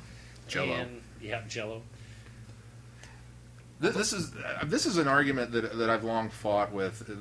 You go back to like Alien, the original Alien movie by Ridley Scott, and then you watch the subsequent Alien movies, and as with each progressive one, they get slimier. And you go back and watch Alien, they're not slimy. They're leathery. The eggs are leathery. There's some goo inside, but that's it. And by the time They're you not get dripping in sweat yeah, or spit. by the time you get around to Alien Resurrection, which was very big in like exploding heads, there's orange goo flying everywhere. Yeah. And it's like, where did this come from? Just because you can do it doesn't mean you must. You guys couldn't do good Sontaran deaths, but you did it anyway. Yeah. And of course, what'd you do? Let's get some green goo that'll burst out of them. And I don't remember that ever happening to a Sontaran. I don't either. Yeah. Ever. But they did it, and they did it badly. Although going back, isn't it technically not the threat of cannibalism? Shockeye is not human. He's trying to eat humans. He never threatened to eat what's-her-face. I suppose that's true. Not cannibalism if you're not eating your own species. that was a piece of dialogue that I did thoroughly enjoy. Good point, Keith. When they got to the restaurant, and Shockeye asks Oscar, he says, do you serve humans? He goes, well, yeah, every day. And then he says, no, do you as a dish? And Oscar comes as up. Meat. He's perplexed for a moment, and then he very glibly comes up with, the delicacies of the Far East have not reached this establishment at this time. It was like, go Oscar. That was a good comeback. Now, I don't know. Maybe I'm old. Maybe I've reached that stage in my life where I shouldn't be bothered by things like this, but I am. The deaths in this episode, maybe it's because they were pointless, really bothered me. And you know what really compounded Some that? of them are a bit gratuitous. Watching the bonus feature, the Jim Will Fix It episode. The what? The Jim will The Jim Will Fix It that we watched is the bonus feature on here with the little kid that writes into the Jim show. will fix it? Yeah, Jim Will Fix It. No, The name of the Fix show with was Sontarans. Well, but the show. Oh, the was show Jim Will was Fix It. Jim will fix it. The I got you. episode was called A Fix with Gotcha. the special I is got called you. A Fix I with the got you. Sontarans. Which, if you haven't watched, it's an extra on the DVD, and this little kid writes into this Oh, Jim we Will were Fix waiting It to show. talk about that one when we did our Sontaran. Oh, were we? Okay. I'm angry. I'm going to talk about it now. Okay. So this kid writes into the show. He says, I've got this 6 Doctor outfit my mom made me, and how cool is this, and can I be on the show? So they've written this whole little episode for Jim. And he comes on, and he gets to interact with Tegan. I don't think his name was Jim. But Oh, no, it was... Colin. No, it wasn't Colin. Luke? It was, Something like that? No. Devon? It was a very British Jen, name. Jensen? I can picture really it now matter? that I've said it. It doesn't really matter. It doesn't really matter. Anyway, so they've written this whole little episode where he gets to interact with Tegan and the Doctor, and the Sontarans are on board the ship, and it's the same 2 guys, I'm sure of it, because they're both freaky-looking bad makeup.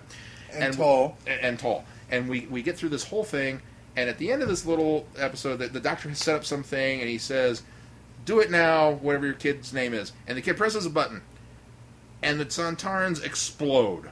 Like, zzz, and goo comes And out of melt. their mouths, and they melt, and they do all this stuff. And I'm sitting here watching this, thinking to myself, all right, now we've crossed a line. Doctor Who's always been threatened with that. It's too violent for children. And I've never subscribed to that. I've never bought into it. I have never believed it. Because as a kid, I watched this thing, and I was there. I was totally on board for whatever the show wanted to do. Watching this bit as an adult bothered me. Because not only is it graphic, unnecessary, the goo and everything spewing out of these Sontarans, you had the kid do it. Yeah. The kid pushed the button to kill these Sontarans. But the Sontarans are evil. Gareth. Thank you. Gareth Got it. Jenkins. So Gareth Jenkins pushes this button and kills these Sontarans. So he's the one ultimately, And once he's again... congratulated for it. He's congratulated for it. yes. He gets And a decorated medal for for it. And then, as if that wasn't far enough, Colin reaches over and hands him one of these super-duper Sontaran battle lasers and says, here, take this home with you. You were just jealous that you didn't get a No, super duper Sontaran we've just battle given... laser. The gun's bigger than the kid is. We've just given this kid a gun with a giant blade on the end of it. Here, go play with this. It's like, I wonder if really? I wonder if that gun's on eBay now. It better be hanging on Gareth's wall. Yeah, I'm sorry. That had nothing to do with anything other than the violent content of the show, and I watched that. You're absolutely right. And I went back and I told Mel about it the next day. I was like, I don't know what it is, because this is not like me. You guys know me. No. Hey, did you see that guy's face melt off? That was really cool. something about this just rubbed me the wrong way. And because it's an extra on this DVD, and it fits in with this particular little kind of time frame of this story, I gotta go back and blame the two doctors. There was a lot of unnecessary violence in this episode. I would agree. It was a bit more violent than any other one I've seen. I'll get off my soapbox now. I'm sorry. One other thing I have to pass on, Glenn might be passing it out. piece that I want to bring up is there was a missed opportunity in this. We could have had the imprimatur of Rassilon, but we ended up getting the Rassilon Imprimatur, or whatever it was. Imprimatur. The imprimatur. Which is the little device that's put into the time machines that basically only allow Time Lords to fly them. Flux capacitor. Yeah, that only allows Time Lords to fly them. So I was a little disappointed, and it almost felt like, why did we call that the Rassilon Imprimatur? It's like we were name dropping at that point. It was like it wasn't necessary to call that thing the Rassilon Imprimatur. It was just we picked a name that was a Time Lord, big Time Lord name, and threw it on there. Yeah, and so anyway, that was a problem I had. It was a missed opportunity for another of Rassilon. That's for your own selfish reasons. That's right. Well, and it's unusual, really, because for the most part, everything else is of Rassilon. I think Bob Holmes did his homework. There were a lot of little nuggets and nods. This had a lot more fan wink in it than the Three Doctors. Yeah, I thought so. In the Three Doctors, yes. It's not as much as the Five Doctors. It's unusual that he got so much of it right, but failed miserably at the entire. Hey, you're on a mission for the Time Lords. What? I guess he figured by the time people watched this, because it had been so long since Troughton's era, they wouldn't remember. Maybe. The truck driver, that's the other death. Shockeye, they flag down the truck to go eat, and Shockeye clubs him in the back with a 2x4, which I wouldn't have thought was a big deal. And then one of the companions runs up and goes, well, he's dead. And I was like, oh, wow, okay, well, there's another one. Right. Well, yeah, because I was thinking he was just unconscious, but they qualified that he was dead. Yeah, you're right. they said that. So let's move on from this, because I don't want to talk about this crappy. Like I said, anymore. it's frustrating, and I agree with Chrissy. The last thing Chrissy tweeted when we watched this for Thursday night, was I don't understand a lick of what happened, but it was kind of fun, and I do have to agree with that. I think there are parts of this episode that are genuinely fun to watch, but they don't gel, and it doesn't make it enough of a. You said it exactly, and it's the part that Troughton shines the most on. When they're on the space station, this is a good story. Once they come down to Earth, it's all over with. I can't. It's hard for me to stomach this episode beyond that. Yeah. Well, let's move on to Time Crash. Now let's talk about a good Two Doctors story. Really good, really good. Keith, you want to give us a synopsis? I don't have a synopsis. I got it. Oh, Glenn's gonna do it. Don't talk into the phone. Oh, it's kind of long though. It's not really even a synopsis. In fact, this will go on on and on and on. It's the script. No, it really is. I mean, it's not even like liner notes. It's like a synopsis of it. The synopsis of the episode is longer than the episode. Doesn't work. Oh, well. Well, we should get at least a. Da-na-na. Da-na-na! How was that? Yes.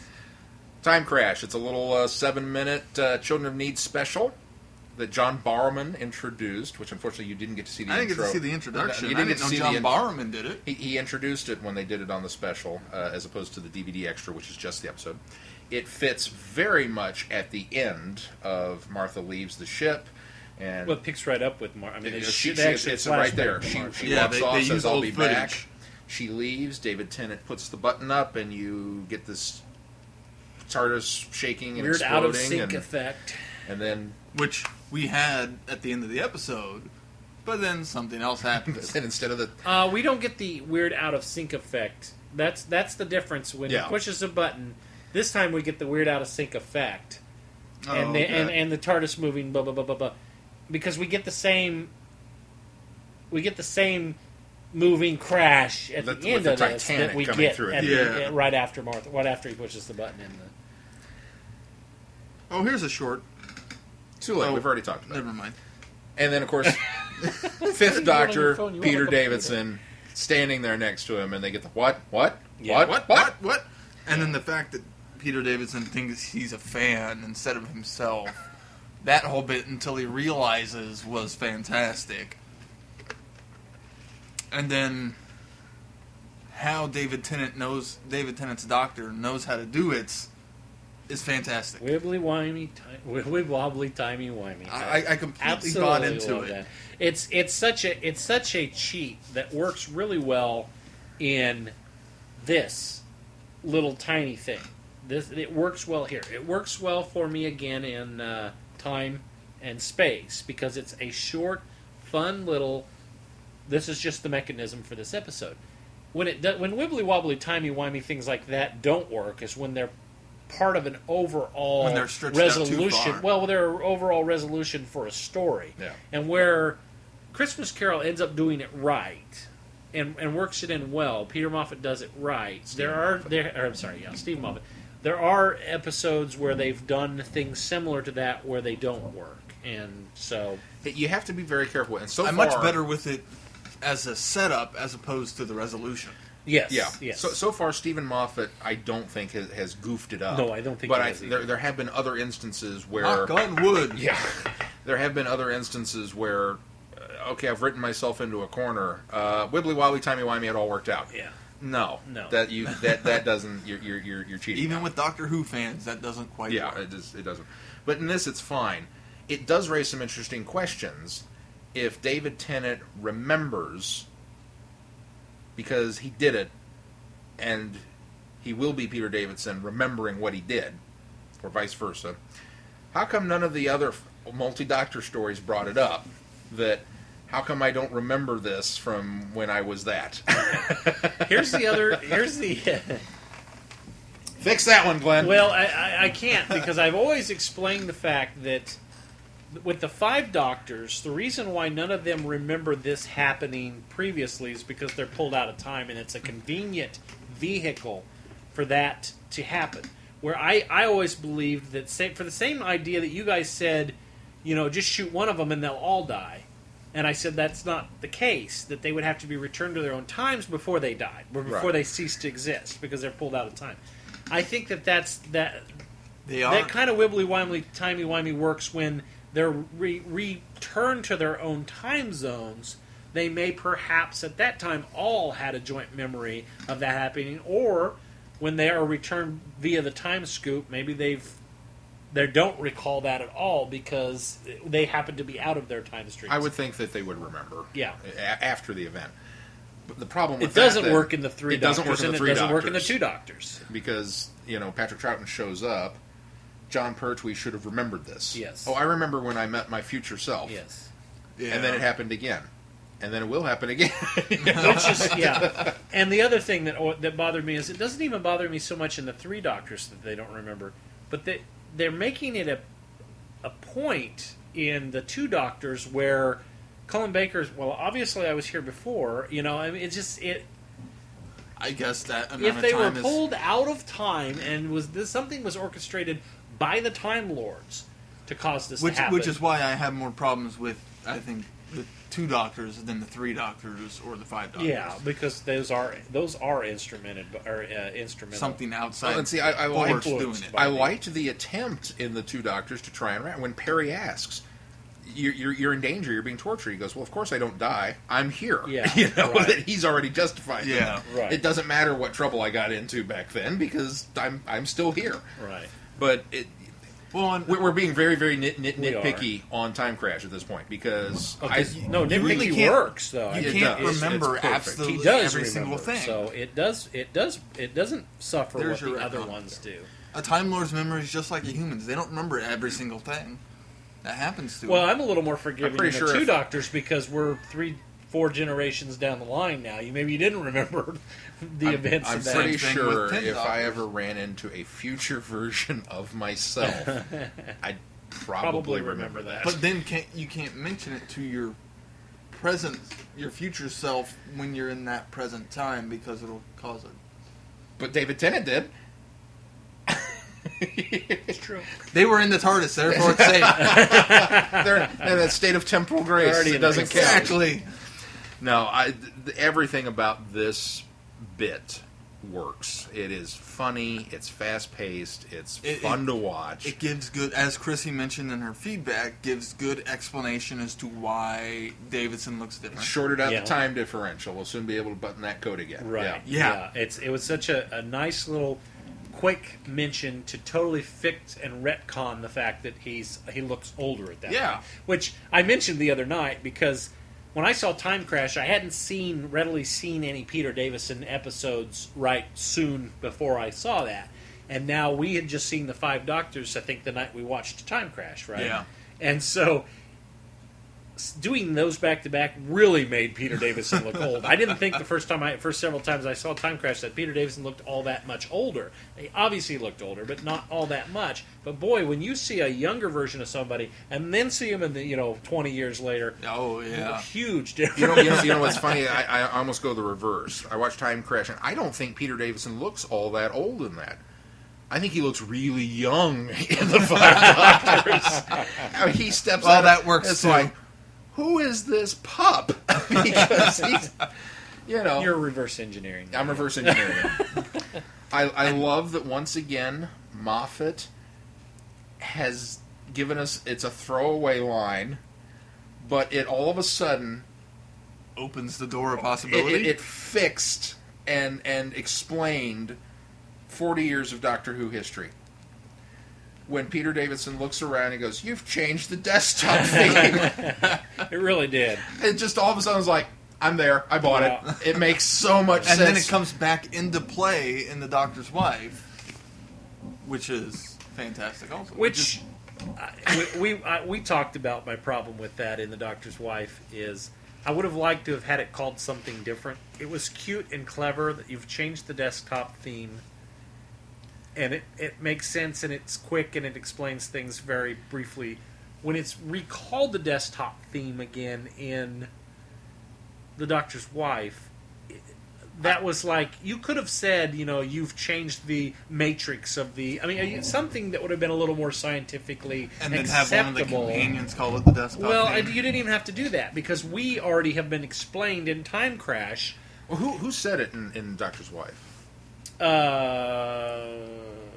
Now I can't remember, but I I can't remember remember us either. talking about It that. wasn't one of the. It wasn't the Doctor, I seem to think Was it it? was the Doctor. but he was that talking to says it. somebody else. he was He was talking to a talking companion. to Amy or Rory. Okay, see that I totally agree with you then. That if Matt Smith said it to Amy or Rory, he should not have referred to it as. And this is my reasoning for it. And of course, See, but if his prior versions have called it the desktop theme, well, why wouldn't he this continue? is Well- just it. If the two doctors are talking to themselves, it's literally an inside joke. Yes. It's yes. something that they will admit to, but they would not share with anybody else because the Doctor does that. He has things that he won't quite admit to, including making things up as he goes.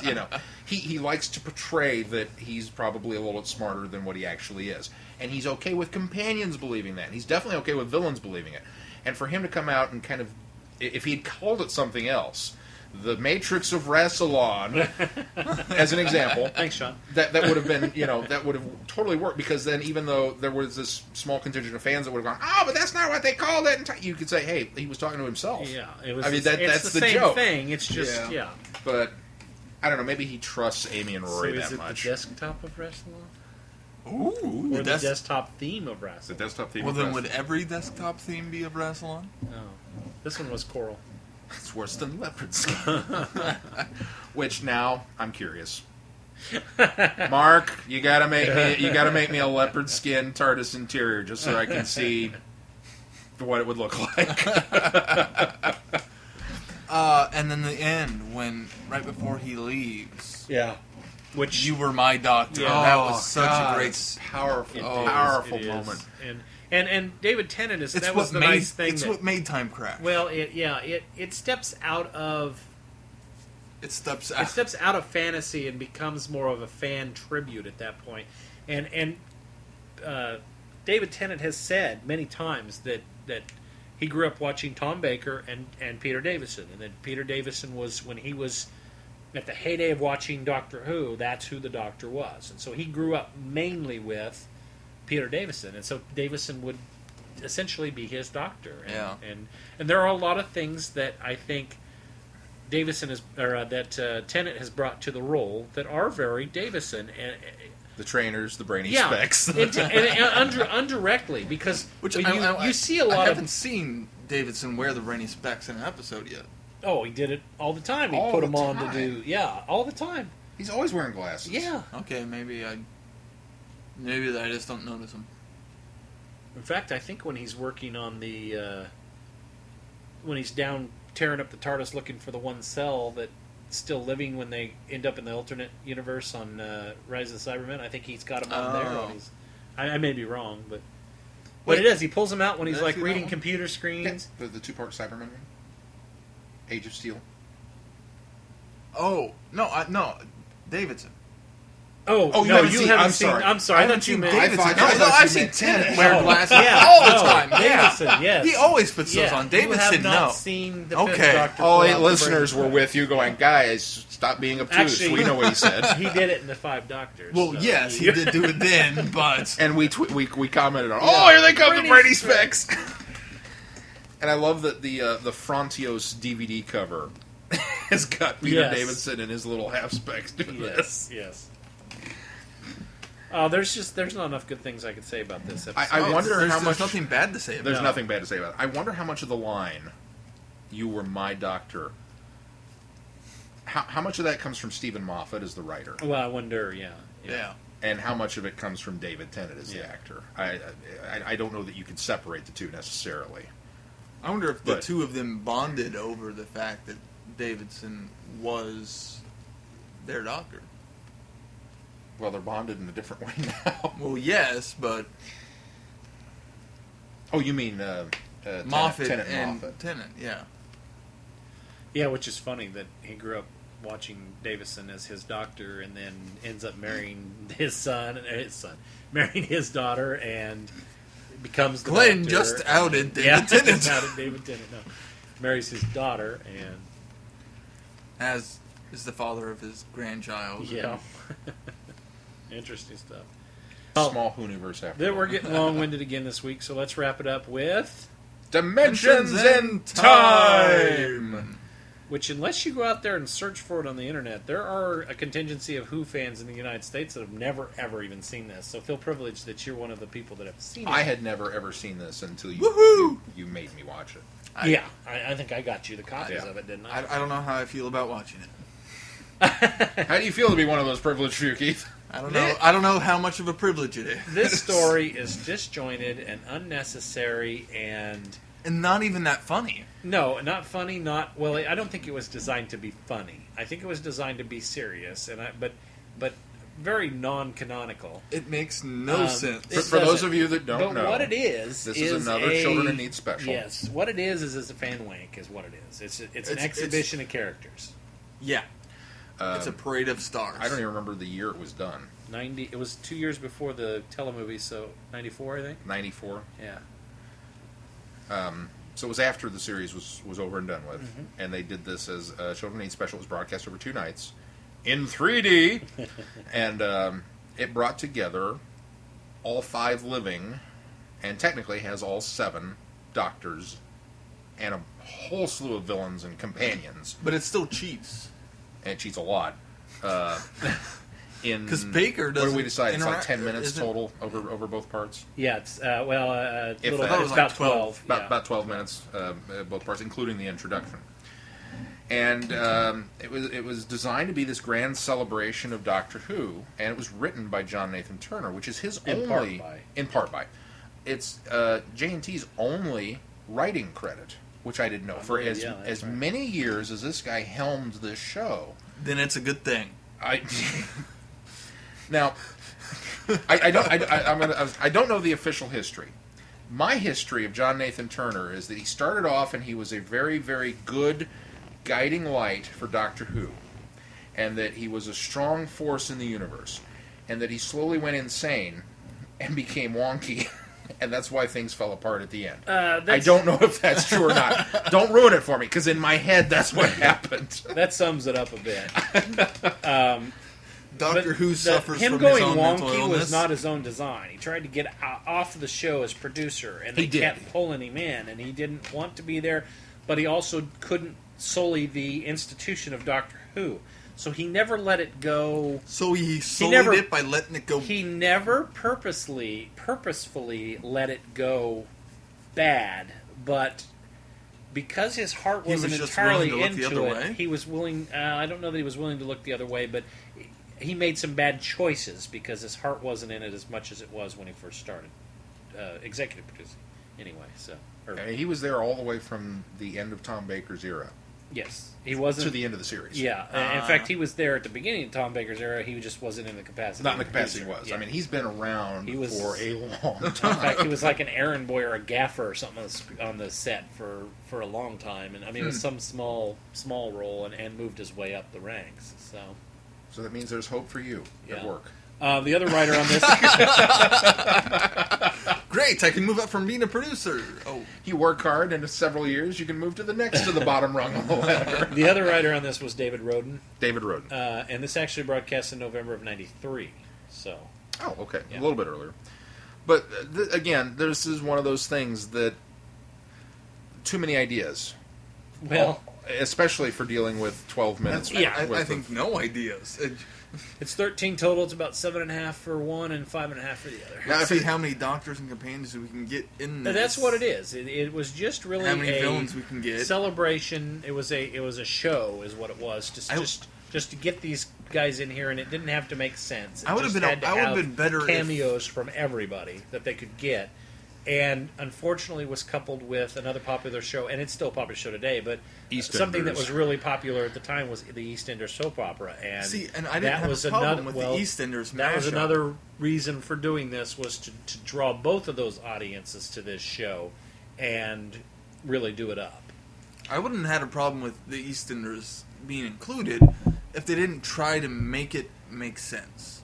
Yeah. If they would have just, here's the Doctor Who characters and the EastEnders interacting, and just them talking about random stuff, I would have been okay with that. Yeah. If It Doctor was- Who had it was the landed on fact that they- Sesame Street, it would have made more sense than what the EastEnders brought to the table.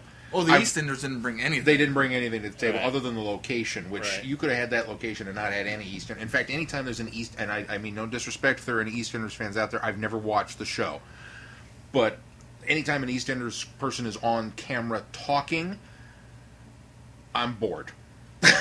And that says a lot for this, because there's a lot to be bored in.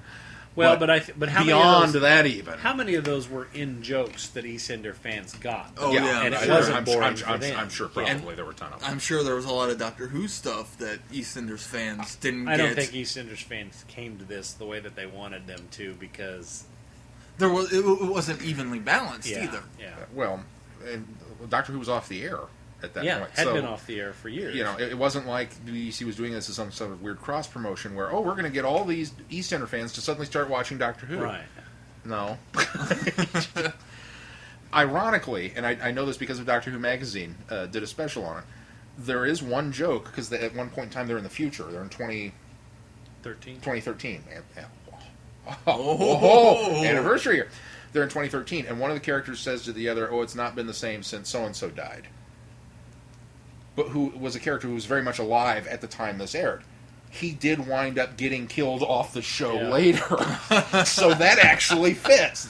Unfortunately, Dimensions in Time makes more sense if you're an EastEnders fan. It actually works.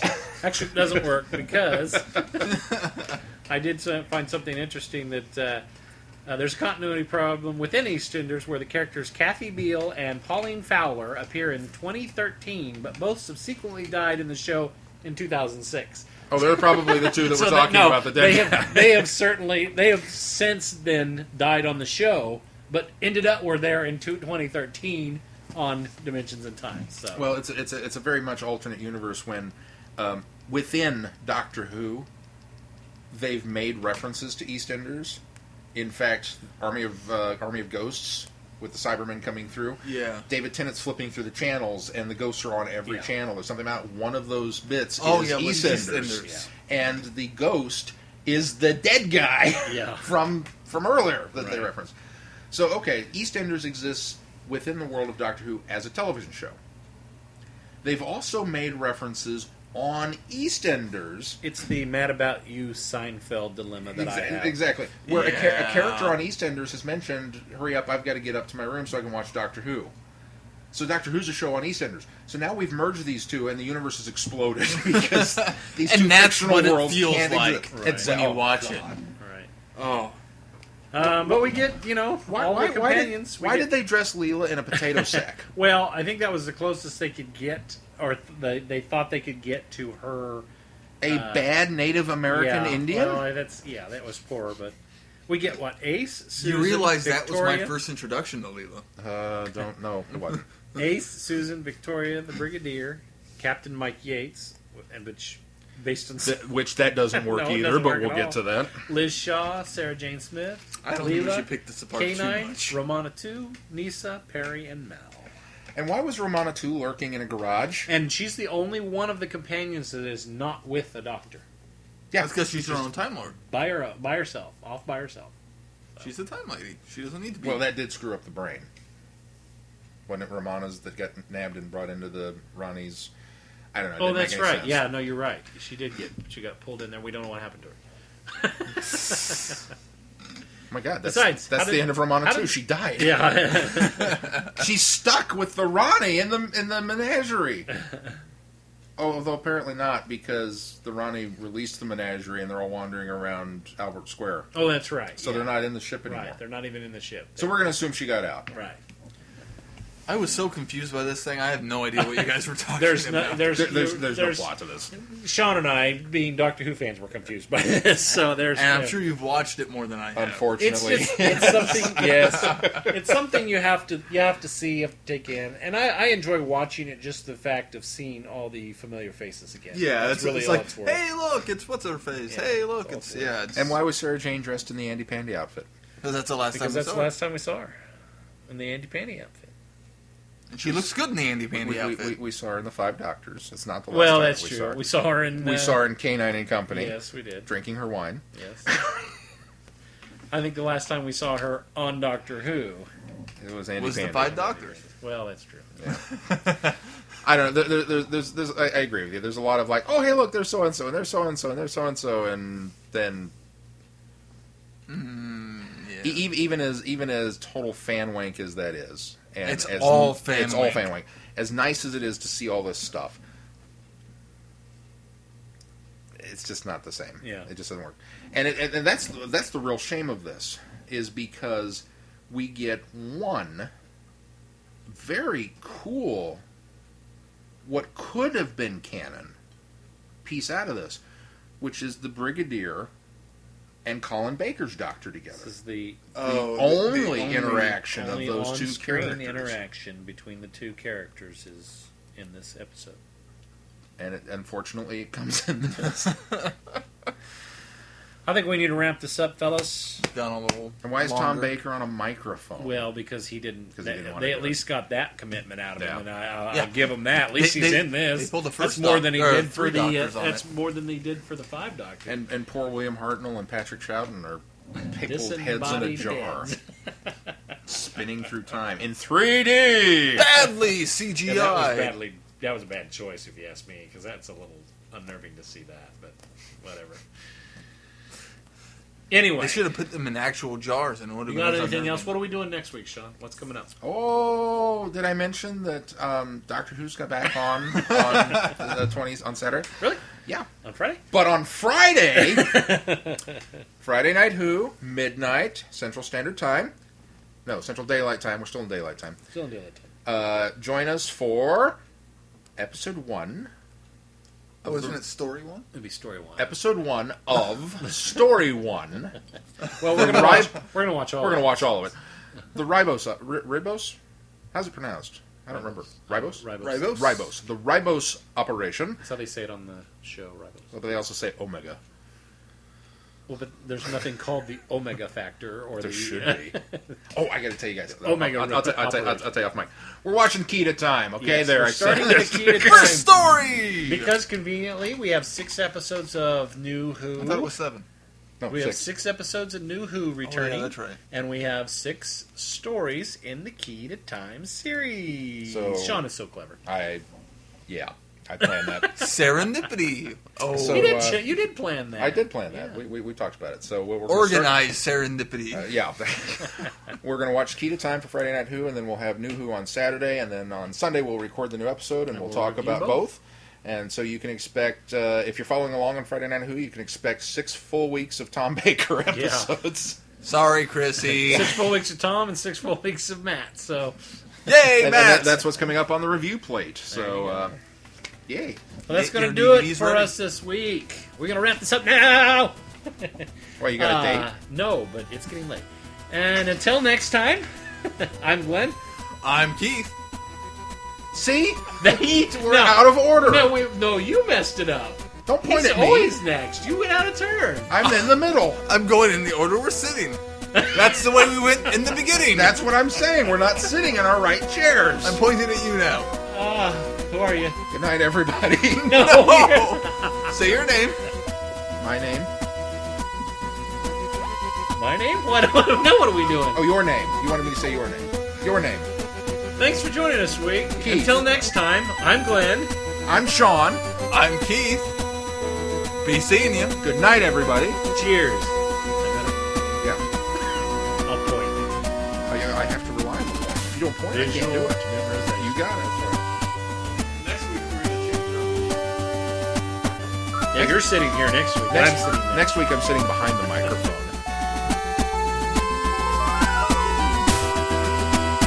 You have been listening to Traveling the Vortex. Doctor Who and all of its associated programs are owned and trademarked by the BBC. No infringement is intended or implied.